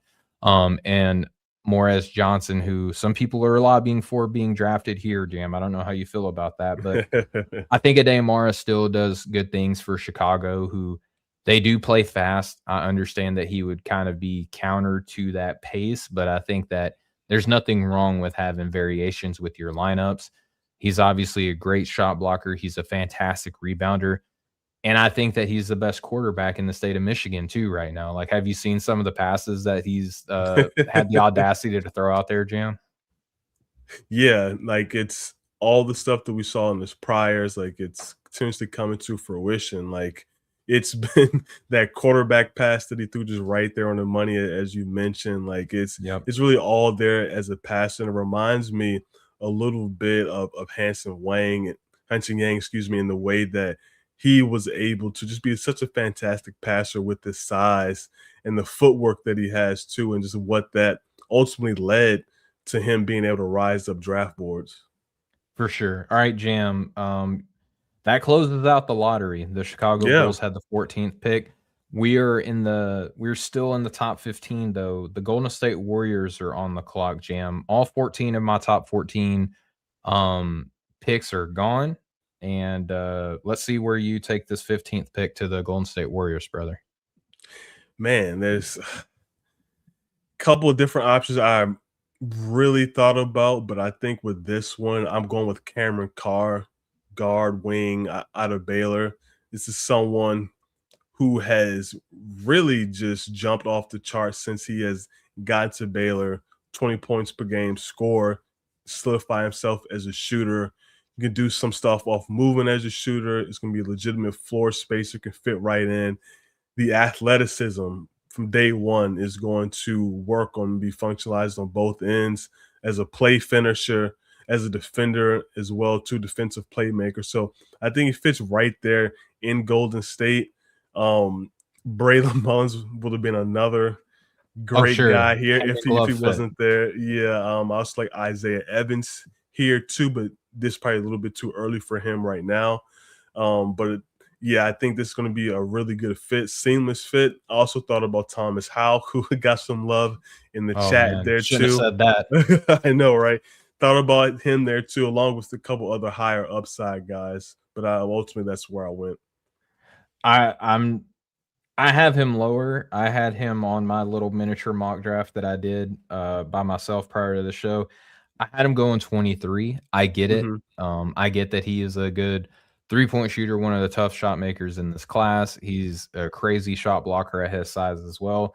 There's some things that I think something that I'm struggling with for him is like weighing the holistic aspect of his game as opposed to like what are the top skills that he brings to an NBA team and how functional is that? How immediate could that be?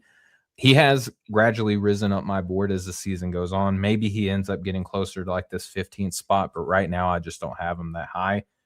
For the Memphis Grizzlies, Jam, who I picked for earlier, apparently I'm just Mr. Memphis here. They had AJ Dybantsa with their first pick. At pick 16 via the Orlando Magic there on the clock. I was not expecting the draft to go this way, but that's how drafts go. I think I'm gonna do the Tounde Yessoufou. B Kelly in the chat mentioned him. I Hmm. have him within the next 3 prospects that I had going in my miniature mock draft. I think I feel the best for him going here because there is the precedence of toughness, of grit, things like that. He's obviously his scoring has gotten better as the season has gone along. Baylor is always a tough evaluation school for me just because I feel like oftentimes the prospects go there, they leave a little bit on the table, but I don't think it really has anything to do with the players. Obviously, the rise, the ascension of Cam Carr has taken a little bit of luster out of the draft stock for Tounde, but I still think that he's doing a lot of good things there. He's still cutting, he's still competing, he's still defending and rebounding. The shot isn't what we thought it was going to be based on him being California's like greatest scorer of all time. I think that he has some very, very high upside at this spot, and I think he makes a lot of sense here for Memphis Jam. Yeah, he definitely makes a lot of sense there. Definitely more of a always been more of a shot maker than shooter. And I'm just looking at the board here and the past picks. AJ and Tounde, that would be an incredible haul, like a Yeah. haul that's ready to play from day one, especially defensively when you count in what Tounde does defensively. So yeah, I think that would be an excellent haul for Memphis. And man, like that's that's a team prime for a major bounce back. For sure. All right, so Jam, you are up for the Miami Heat with the 17th pick. Which way do you wanna take this? Well, I was gonna go with Tounde. I thought he'd have been a My great bad. a great fit there in Miami. I had him actually in my mock, I had him going to Miami at 17, like, that's the way that my Yeah, mock went. yep, I like it. Here, I'm gonna go with the guy that's number 11 on my board, and that's Peat. Think Oh, okay. he with Miami. I'm still a believer in his intersection of ball skills, size, power, footwork, and growing touch. I just do believe with Miami, it's kind of cliche with Miami, but if you're going to be able to really reach your maximum on the floor, I know there's a lot of things you got to deal with off the floor when it comes to the great city of Miami, but on the floor and in that organization, they're going to do everything they can to get the best out of you. And I think it's going to be an excellent situation for Peat. Potential two-way wing, big, however you may want to categorize him. I think he's definitely more of a four, and just to the upside that's there with him on both sides of the floor. And then I think just what Miami can bring out of him there. I'm not mad at it. Dirty Dancer in the chat says, "Stop having the Heat take Arizona guys. It's hard to hate them." I That's not something that I had in mind when you were making that breakdown, but I could see this being the pick if this is the way that it goes. I'm not mad at that. Jam with the 18th pick, man, this is where the board is breaking a little bit because I have players that are ranked higher, but Atlanta just took in this draft Cam Boozer at the Yep. 4. They have so many wing forwards, which is not a bad position to be in. It feels like the Hawks are always loaded at that spot. Man, I'm gonna reach a little bit. This is not where I have him on my board, but I talked about him closing the conversation with LeBaron Philon. I think I want to have Christian Anderson go to the Atlanta Hawks via the Cleveland Cavaliers here at I like 18. it. I like I it. th- I think Comes this is back the home. he comes back home. I think that one, there's the whole will they won't they with Trey Young, which might be one of the most overdone conversations in NBA trade rumor history. Um, but they clearly need guard depth. Even with Trey being injured and missing time, the Hawks continued to win. They do have Dyson and Naw who can kind of um help that, but Christian is one of the best playmakers in this class. I believe I saw a graphic yesterday that he is leading all of college basketball in points created, right? I think that he could fit well here. I think that he's obviously a good playmaker. He's a good floor spacer, and he plays really good defense at the 1 coming in off the bench. I just think that this is a clean fit for the Hawks here. It really is. And I mentioned going back home there too. Trey, we don't know what's going to happen there. But even if Trey stays long term and Christian's there, that's an excellent person for him to learn from. And honestly, like if Christian Anderson ends up being like a 6-man type of that works, you know. He's So I like he don't would be their Scottie Pippen Jr. is kind of how I'm envisioning this, right? Exactly. So I don't think that just because Trey is there doesn't mean you shouldn't draft him and look to get the depth behind there. When we talk about the shooting and the playmaking there, like and the size, like I even like it even more with Trey staying there to be able to learn and grow with him, navigate being a smaller guard with those type of skill set with the shooting and the passing as well. So and once again, like you sniped me. Like I'm not sure what's going on. Get him. I I was have ready to guys who I go. have ranked higher, but I'm just thinking about fit for this Atlanta Hawks team at Exactly. the spot. I think it's a clean fit. Exactly. Jeez, man. I have to be a little aggressive here and switch some things up to get my guys in the spots. Well, But here, oh, let's see if you got a guy here at 19 with the Oklahoma City Thunder back on the clock via the Philadelphia 76ers. You earlier, the Thunder drafted Caleb Wilson via me. You had them take Braylon Mullins. Some widespread positional drafting on our part here, Jam. Which way do you want to take this 19th pick? yeah, not bad at all. At 19, I am once again. There's a couple guys I do have higher. Let me double check. There's actually two guys that I have. I really want to go stop the slide for my man Nate Ament here because I just think that him being in a place like OKC, we continuously grow and the spotlight not necessarily on him. I think that would be perfect, but that's not where I'm going to go. At Okay. 19, I'm going to go with Neil Avdalis. Okay.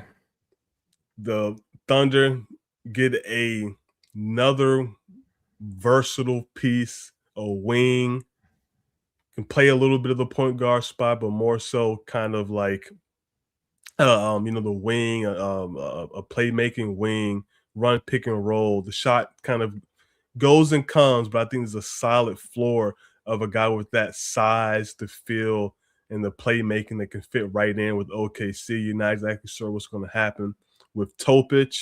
So, you do have some more insurance there of guys who can get you organized, do it with some size, and be versatile. Okay. We had some people in the chat look like they were trying to get an update on who's been taken or not. Josue Gonzalez said sneaky Keaton Wagler spot. Keaton was taken 13th overall by the San San Antonio Antonio, yep. Spurs via the Atlanta Hawks. And then Dirty Dancer said that JQ get picked. Yes, he was drafted 5th overall by the Indiana Pacers there, Dirty Dancer. So Mhm.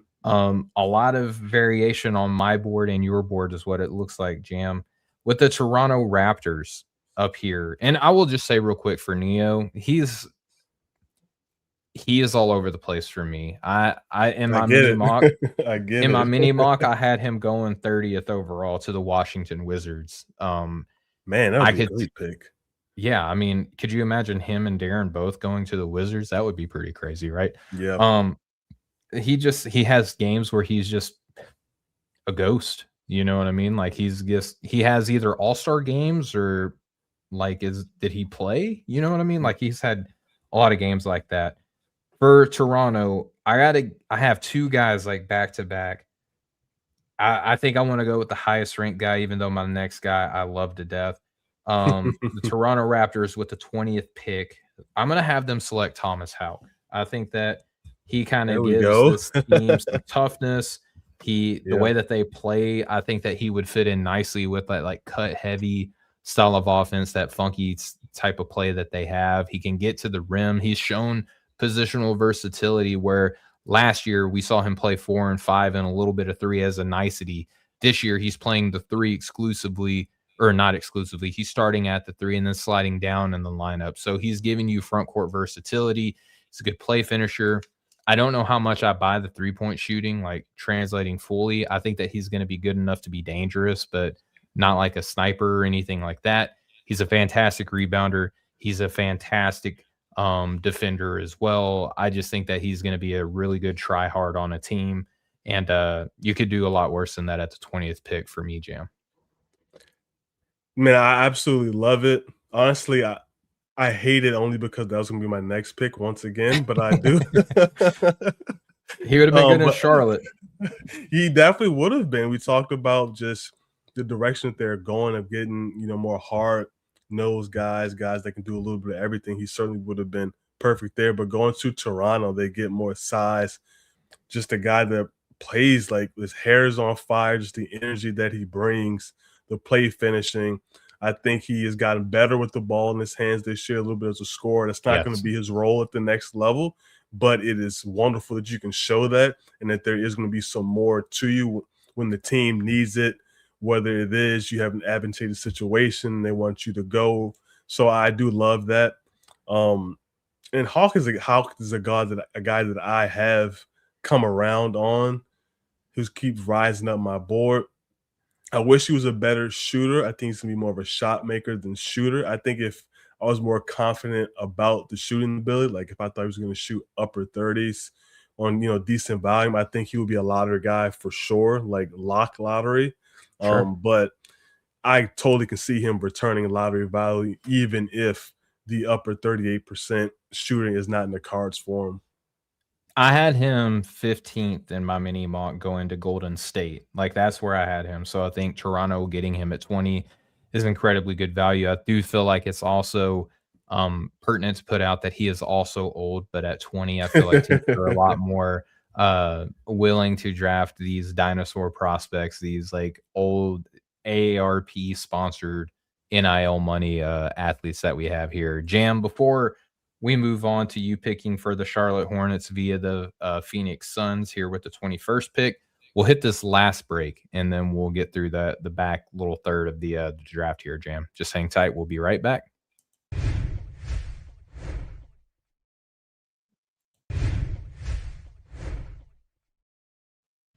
We are back here on the No Ceilings NBA Draft Show, here on the No Ceilings NBA YouTube channel, where we just got over 20K followers because you people are awesome.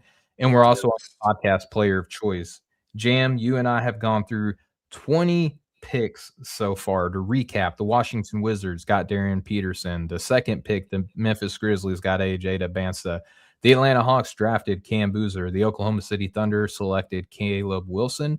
The Indiana Pacers got Jayden Quaintance. Sacramento Kings got Darius Acuff Jr. Brooklyn Nets selected Mikel Brown Jr. The Charlotte Hornets selected Kingston Flemings. The Oklahoma City Thunder, back on the clock, selected Braylon Mullins. The Dallas Mavericks selected Yaxel, the dinosaur Lendeborg.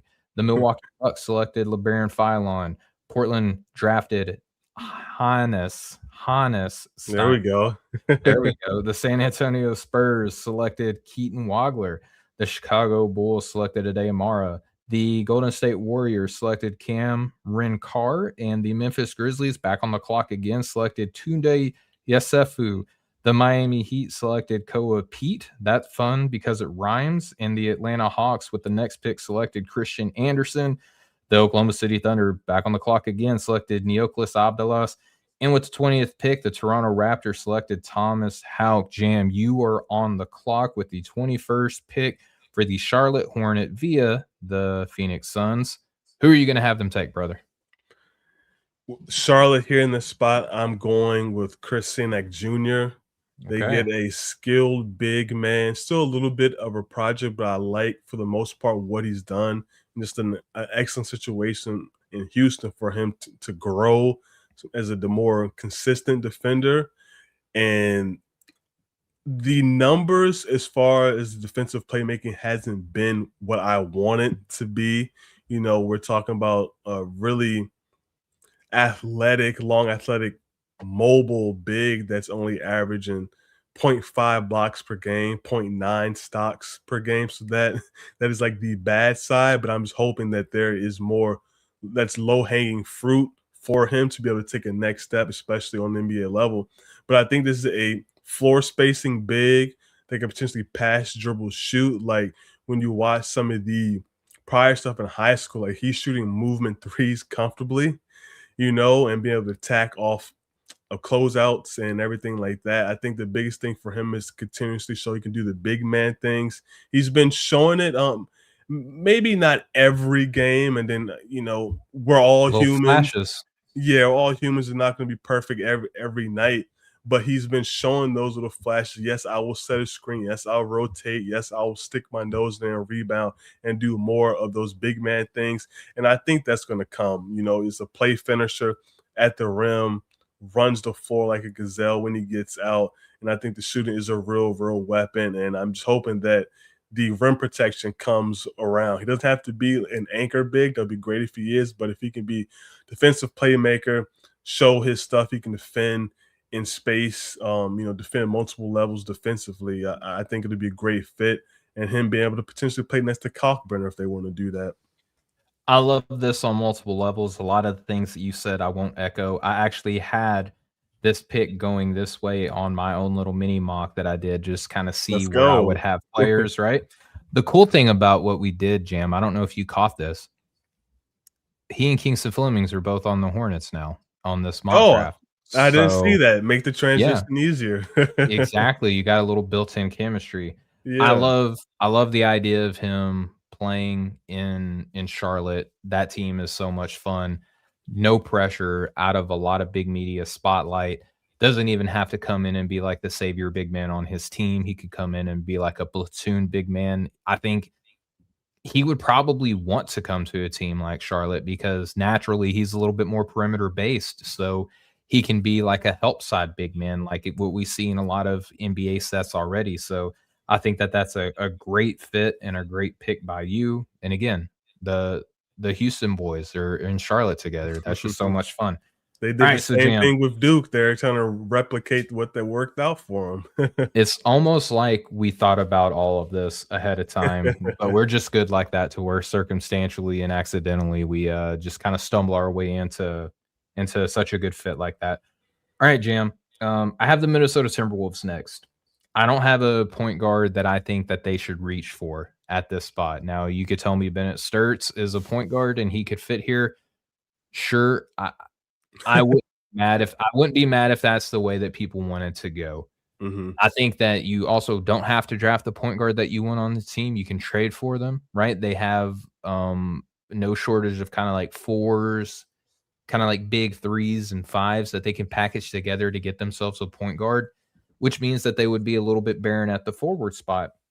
And I have the highest guy on my big board left. I had him on my mini mock going to Memphis at pick 16 at my own mini mock, but Tounde Yessoufou went there.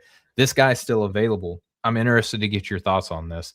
Amari Allen from Alabama going to the Minnesota Ooh. Timberwolves here with the 22nd pick. And in some ways, he gives you some point guard things because he is a heck of a playmaker at that like Mhm. kind of swing 3-4 at Alabama. I'm really digging the dribble pass shoot nature to his game. He's also the leading rebounder at Alabama. You heard me right. He is the leading rebounder as a freshman, 3-4 kind of do it all guy. I like him a lot. I have him ranked higher. B Kelly 625 in the chat says Lopez. I have them in the same neighborhood. I'm just a really big fan of what I'm seeing from Amari Allen. He is so big, so skilled, so fluid, Jam. He's a pro. It's just a matter of like how good of a pro is he going to be. Yeah, he definitely is. I have him at 26 on my board. I can totally see him rising to that top 20 for me. And as you mentioned, it's just that pass dribble shoot skill set at that size with that length, the motor, just the versatility. I think that's just an absolutely excellent fit for him there in Minnesota. And I do think he's someone that can play right away and help a playoff team down there. That I'm not sure. I think he Yeah. might be able to like off the bench. I don't think that he's like a day one starter or anything like that. But again, the things that we know have translated to the NBA as of late. Rebounding, he's got that on lock. Dribble, pass, Mhm. shoot, and feel, he's got that on lock. He's not like a consistently dominant defender, but I do think that he is a solid defender with really good tools to get better. The only knock that I see against him, and I talked about this on the night shift yesterday, Jam, is that right now you can make the argument that he's like the third or fourth best player on his team right now. So is he just kind of like in an ideal spot and just taking advantage of his role and opportunity on his team? To me, he's just going to be the most interesting guy to monitor in the month of November or January for me there, Jam. He definitely will be. A potential lottery rise is not out the question. I see Dirty Dancer asked if Amen was drafted. No, he hasn't. There's I been was going to certain bring this up. situations, yeah, certain situations I thought that he would be a good fit for, and like Boston's on the clock now. That's a place that I think could get the most out of him too. But it's like If they Jam already hasn't have. drafted him yet, that should tell you something because Jam is a big Nate Ament guy. Still a fan. I think just my lens a little bit different, seeing him so much since his freshman year, then understanding like what he's doing right now and kind of the strength and weaknesses, understanding what that is. And the defensive playmaking and the shooting, those two things just have not been there. And that's what's really, for me, has hurt his stock. I'm not worried about like the self-creation stuff. That was always going to be a little hit or miss because the lack of burst was going to be more about like I'm fluid as a handler and I'm tall and I can kind of use that in my length to shoot over guys and do that. It's just that's been the defensive playmaking and the shooting. Those are the main things that it's like, if you were doing those, I don't care about anything else, but those were the main two things for me that was holding up his stock. I wasn't worried about him being a number one option and those type of things. Um, but yeah, we'll see if those can kind of improve with him. And at 23 with Boston, I am not going there, although I was very, very tempted to do that. And I can't. It's more of a matter of fit right now, Okay. and I'm gonna go with Patrick Gamba here at Wow. 20. Okay. I'm gonna go with Patrick here. I think Boston looking for bigs. I think it's a good area for him to go here late in the second round. Really, I was down to Ament, Gangba, and Henry Vaser as well too. And just with Gamba, I'm not saying he isn't Al Horford, but he has some of those qualities, and I think that's what Boston will like. He's a guy that can provide a presence as a weak side shot blocker. He's not going to be this monstrous shot blocker, but he can do that for you. He rebounds, the passing, short roll, the elbows, those type of things, and can operate as a play finisher. So I think that's somebody that can help Boston potentially from day one, as they look to fill things out in the middle. I'm not mad at it. I have Henry Vassar as the highest ranked big man on my board. I have Pat was the fourth best player available, uh, based on kind of like how the chips have fallen so far. But I understand the Pat and Gongba shout. I had him going a little bit later, but not by much. I totally get it. Do you think that he does enough of the big man things well? That might feel like such a stupid question to ask, but I just think with the Duke context, it's like him and Boozer kind of both feel like they get a little bit more perimeter based and kind of like passing focused because they're the two best passers and two most consistent passers on their team. What do you think the transition for him playing like as like the big man, like in an NBA context, is going to look like? I think it'll look roughly the same because you have someone who can operate from the elbows and do things that and work high low. So you're going to have him working the perimeter with some actions, but mostly like I feel good about him being the lone big, out there. I think there's have to be some more athleticism out there with him too, but I think he's fully capable of doing that. Is he going to be a starter? That's kind of what I'm figuring out. That's why I don't have him as a lottery. I know some people like him top 10, top 5, but I can't The get quite anthro there. crowd. Yeah. I can't get quite there. But just the package of the passing, the shot blocking as well. And I think because he rebounds, he play finishes. I want to see him more on the block, but that's not going to be what teams are going to want him to do. It's going to be, do you rebound? Do you defend? Do you set screens? Do you hit the glass? I think he does those big man things really well. I agree with you. So with Oklahoma City Thunder via the Houston Rockets, I believe this will be their last first round pick. So haters can calm down. But the Oklahoma City Thunder via the Houston Rockets are back on the clock. Jam, I pinned in a name, but I'm also kind of entertaining another name here. Oh man, this is tough. No, I'm gonna go with the higher ranked name and the name that I already pinned down. I'm going Henry Vassar. I'm love gonna it. give him that next big man. I think with the penny pinching that Oklahoma City is inevitably gonna come across. that might make, Isaiah Hartenstein a little bit more expendable, unfortunately, as great as he has been on that team. Maybe they can work Mhm. out a deal where he comes back on less money, who knows? But I think that giving them a guy like, Henry Vasar who plays nasty, you know what I mean? Like, he can do the big man things well, he's aggressive around the rim, he's a fantastic rebounder on both sides of the glass. He is a good playmaker too for his position, so I think that he'll fit in quite nicely with that Oklahoma City Thunder kinda scheme, and I think that he's a good defender as well. So yeah, Josue Gonzalez says I forgot that Thomas Sorber was already on Oklahoma City too. Yeah, this gives them another big man just to kind of add to that rotating chamber. Um, I considered Kareem Lopez here just because I feel like he could be like their project player that they want to get a little bit better. I fully expect Kareem to get drafted way higher than what I have him here and what we have done because I think that he's turning things around. But I think that Henry Vasar gives them more of that positional value that they're going to need as, like I said, as their penny pitching becomes more inevitable. Yeah, once again, you got me one pick ahead, and this one hurts. It's my favorite team, the Lakers here, them and the Wizards in need of a big man. I was hoping Baysar was gonna I slide. had them taking Gongba here. I had them taking Big Pat in my mini mock. I thought it was gonna be Gongba or Baysar to slide down there, and if not, Amari Allen was gonna be available, but that is just not how how things worked You out poor, here. poor Los Angeles Lakers, the poor Laker fan base. My goodness. It's tough, because when you look with this pick with the Lakers, like you are hoping you can get a two-way wing. It's been they can shoot. It's been forever since the Lakers really had a guy like that. And I you mean, Nate also Ament, come on. that's the hope. And you were wanting a big man, but they're all pretty much gone unless you really want to reach for guys. Like I do like Badunga, but I don't think this is a spot. I like Joshua Jefferson.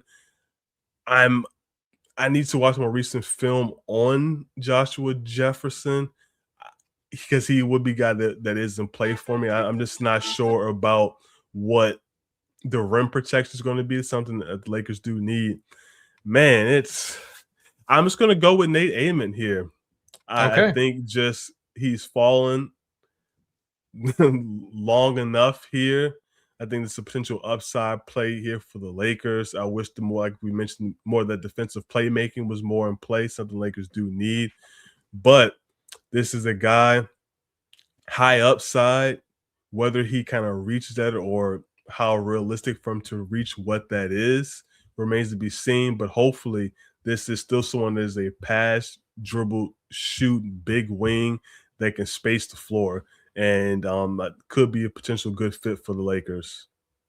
I think that if we got the stuff that we think currently, not what some people thought before coming into the season, if we get the things that we think currently Emmett could be really good at, like as a pro, you could matching him up with Luka Doncic and whoever is Austin Austin Reeves, Reeves, yep, if yep. he's still going to be here, whatever the case may be. This is the type of team that you would want him to be able to go to where not too much is going to be expected of him at creation wise, but he could be a play finisher. He can Hmm. help the defensive front. He can be scalable. He's already shown in one offseason how much he can do in terms of body transformation, which is a good indication for me. I think that listen, I had Nate Ament actually going one pick higher to the Oklahoma City Thunder at 24. I'm Yep. obviously like not the biggest Nate Ament guy, but at some point he's still going to return good value. Like just can't look at him through the lens that a lot of people were thinking that he could be in the summertime. If you just look at him as a 3-and-D prospect who's going to take a little bit more work than what we thought as a three-point shooter based on what we've seen right now, but he does give you ancillary playmaking, he does give you rebounding, and whether or not you agree with the whistle calls, he draws a lot of fouls too. So, um there's a lot of positive value at this point in the draft that you could get for the Lakers drafting a Nate Ament. That leaves the New York Knicks on the clock here at pick 26. I'm just going to give him Kareem Lopez. because I think the Knicks quietly have shown that they're not afraid of taking international talent over the Mhm. most recent drafts and being patient with some of these guys. I think that he plays tough. He's big and he's physical. He's playing in the NBL, which is probably the closest thing you can find in the NBA outside of playing like for that Knicks style of basketball. And I think that he could come in and be versatile. He can come in and defend. The dunking that he showed last year in the NBL was insane, like that play finishing nature. The shot can look a little bit funky. That would be like the one skill that you're worried about with him. But from if depending on which trainers you talk to, they say that shooting is like the easiest thing to fix. Now, that's not to say that everyone can come in and shoot, but if you're confident that he could come in and shoot, he could come in, defend, and give you energy. Like, why could he not be this team's, Hugo Gonzalez or something like that, right? So he could come in and be a defender and energy guy with high upside. So that's just the direction I'm going to go with the Knicks here. Yeah, I like that. As you mentioned, guy that can come in with a lot of energy, play defense, really good size. And I think that's somebody that the Knicks can slowly bring along. Doesn't have to be asked to do too much, but just play hard, be a play finisher, and a defensive playmaker on that end as well. All right, Jam. You have the Denver Nuggets coming up next. I have 4 guys left for my mini mock draft. I'm curious to see if you're going to take one of them here at pick 27. Yeah, the Nuggets, man, it's like going a couple different directions here. Well, this is a spot I do once again like Joshua Jefferson there because of what he can do as Mhm. a playmaker and all. I don't, and I was thought about Deron Holmes, but I don't think that's going to be. I don't think he's going to prevent them from taking someone like Joshua Jefferson. And But also, Spencer Jones has been pretty nice for them too, like getting pinch minutes as like a like out of nowhere type contributor for this team. absolutely, and that's been huge. A couple years ago, I wrote about him being one of my margin monsters. So it's good to see Spencer Jones getting some time and doing well. With the Nuggets here late, I'm gonna go Isaiah Evans. They're still looking Okay. to add a sharp shooter there that can space the floor. He's done a lot of good stuff defensively of just with the effort that he's done, that he's continuously showed just with his activity, with his length, the hands. Like he's not going to be a plus defender, probably not going to be an average defender, but I think more so than not, it's going to be net neutral. He's going to give you effort, and he's been able to also on the offensive end, being able to show that he can utilize his gravity as a scorer to be able to attack closeouts, get to the rim. He will try to put you in the poster as well too. He's not afraid to be aggressive.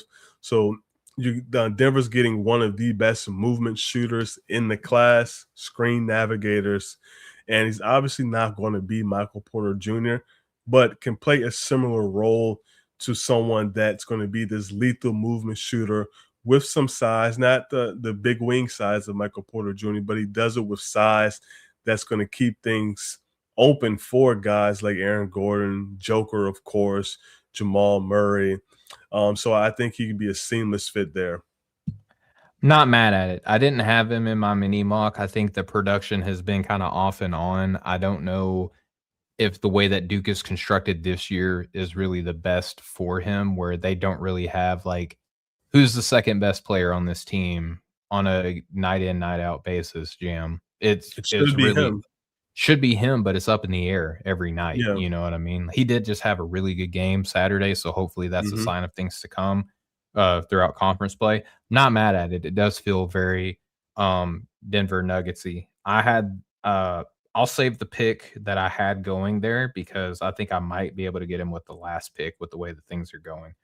Um for Cleveland, I'm gonna pick the name that you've brought up a couple times and someone who I don't have ranked in my first round, but I think that a lot of people do, and he's rising. I'm gonna give them Joshua Jefferson. I There we think go. that I think that Joshua Jefferson makes some sense on this team because he can play make, he can defend his tail off, he's a good rebounder, and then this year he's decided to be a 40% three-point shooter. I'm always a little bit, kind of leery in terms of last season in college basketball guys becoming good 3-point shooters. You know what I'm saying? Like sometimes that can be a little bit of fool's gold, but he plays hard. He's a big body. He's got positional versatility. He can play the 3 and the 4. I don't think that the small ball 5 and the way that people talk about it is something that happens in the NBA nowhere near as much as what people discuss. So I'm not really projecting him to give you small ball 5 minutes because I don't think that's happening in the NBA as much as what it used to be. But I think at the 3 and the 4, you're getting a defender. You're getting a guy who could come in and give you a little bit of what Tyson is giving the team. I don't know what they want to do in terms of trade. There's a lot of talks that someone in their core 4 should be on the move, but I think that Joshua Jefferson gives you the most variability with your lineups at like within this tier of player. Yeah, I think it's a good move for them. My thing with Joshua Jefferson is, though, I'm a little concerned as you mentioned him not necessarily being able to play undersized 5. I think he will be able to do it off the bench or at least get some looks at it for certain stints. He's probably at the top of my list, probably in that first tier of guys when it comes to the combine, who I am very, very curious of what those numbers look like as far as the testing numbers. How tall is he? Does he have the plus length? Because if he's like 6'8", with the plus wingspan, 7 feet or whatever the case is going to be, then I'm really am here for it. But if he is like 6'8" and it's like 6'9", 6'10" wingspan, little more weary of that. But you're talking about someone that's like 17.5 points per game, 7 rebounds, 5.5 assists per game as well too, being able to show that he can space the floor a little bit as well too. Do you think he really can play the 3? I think he's more of a 4-5. I just don't see him with the ball skills to play the 3 or the foot speed to defend like wings. I think it would be kind of matchup dependent. I would say I think that he's got a better shot if we're projecting like any sort of positional versatility. I get what you're because right now we see him play the 5 in college and kind of get away with it. I just based on what I've seen NBA wise, I don't think that again, the small ball 5 is not as much of a thing as what people talk about. You know what I mean? I think people talk about small ball 5 more than NBA teams are actually employing it anymore. But I think that gives like Lowry Markkanen played the 3 on this team. You know what I mean? And like he's got some ball skill, but it's not like a break you down type of ball skill. I think the floor spacing and the passing is what I think give him a little bit more positional versatility to play the 3, because he is a really good passer, tremendous vision, and he's shown that he can shoot this year. So ideally, my point being is that he's more likely to play the 4, and I think that would help Cleveland's offensive issues right now with what we've seen, how their team looks so far. Gotcha. Yeah, I definitely think he's more of a 4-5 than a 3-4. And if he's going to get those kind of like secondary I would minutes say from 4-3 somewhere, is what I'm like, if I could describe it, it's primary 4, a little bit of 3. yeah, I think it's gonna be primary 4, then a little bit of the 5. I just would have some major reservations about him playing on under the 3 spot on the perimeter. With Detroit though, at 29, man, like A lot of intriguing names. This was, I think, the hardest team for me to see, like, which direction positionally would they want to go with the draft. I think we need to reach out to Bryce from Game Theory to see, like, what he thinks draft-wise they should do. no doubt, shout out to Bryce. For me, right here, 2 names that really popped up are Braden Burries and Bennett Sturts. And I'm gonna go with Bennett Sturts here. This is a guy that the team still needs shooters I around was hoping I Cade. could have snagged him with the last pick. They still need shooters around Cade and Asar as well, and Jalen Darryn, and to keep things spaced out for them to attack. And Bennett definitely does that. And he also can take some of that playmaking burden off of Cade. And I think it's a great situation for Bennett to where he's not going to be relied upon to be the primary point guard. And I don't think necessarily NBA teams expect him to do that or really view him that way, honestly. But I think it's a great situation for him to play next to a big, however you want to categorize K, as a big wing or a tall guard, however you want to do it. But he's a taller playmaker who Sturz can work really well with, and I just really love that fit for him. He can play right away, day one. I think there's enough.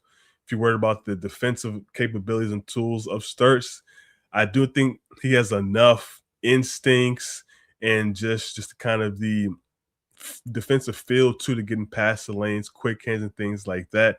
And then just with the infrastructure of Detroit as well too.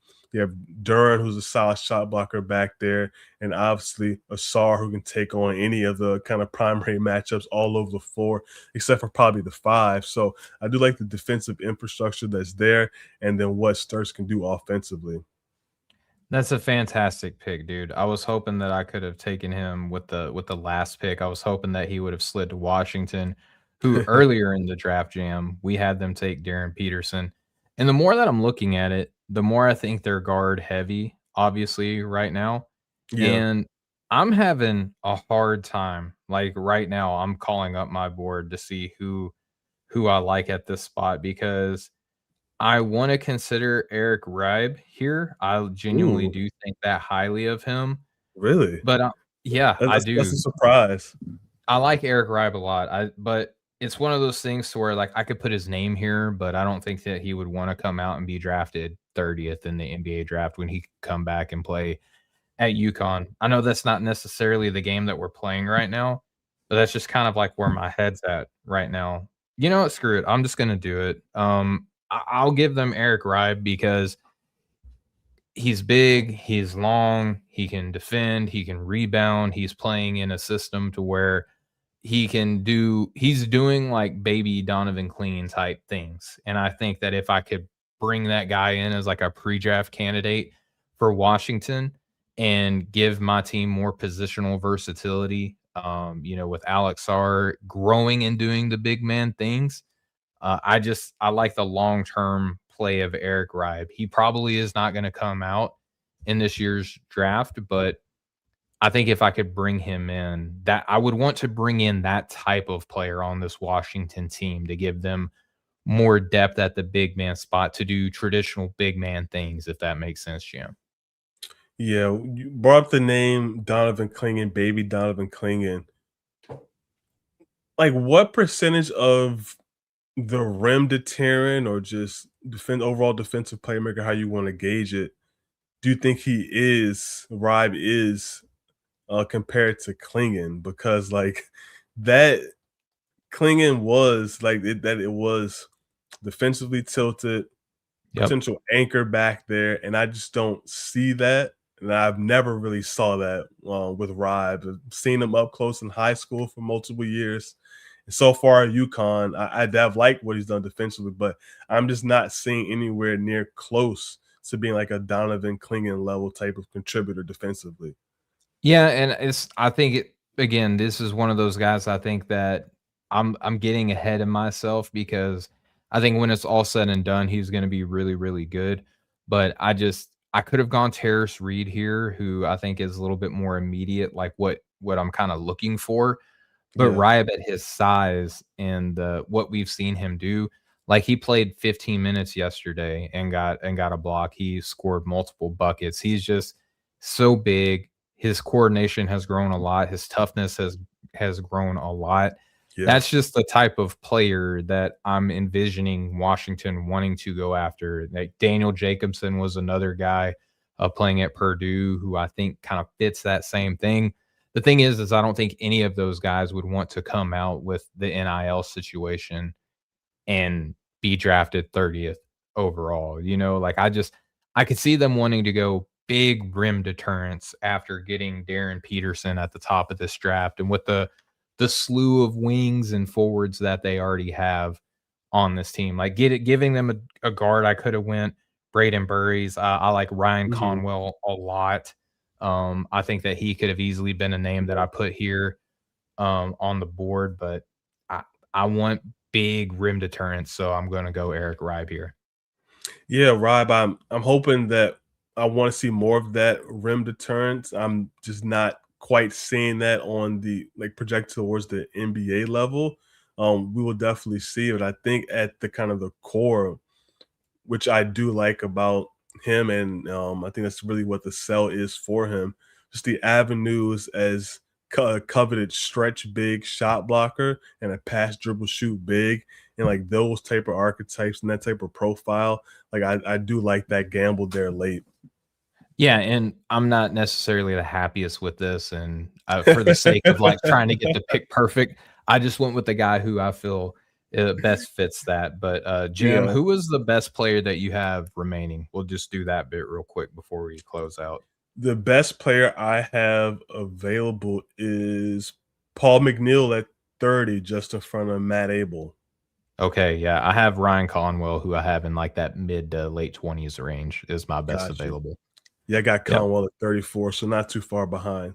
Right on, and we're gonna learn so much as the season progresses, like, I had, Abeka Okori, Alex Caravan, Juke Harris, kind of all within this little tier, so we'll see how things shake out, but Jam, dude, that was the Draft Sickos mock draft, dude, first one of the year, you know? Yeah, made it through.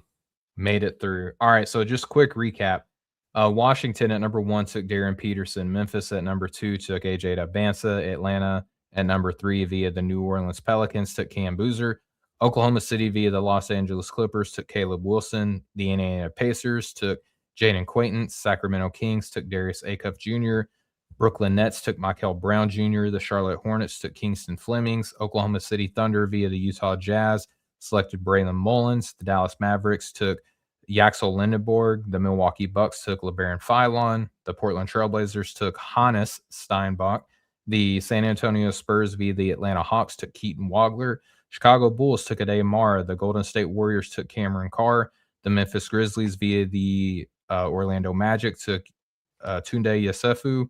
The Miami Heat took Koa Peat. That was pretty neat. The Atlanta Hawks via the Cleveland Cavaliers took Christian Anderson. The Oklahoma City Thunder via the Philadelphia 76ers took Neoklis Abdalos.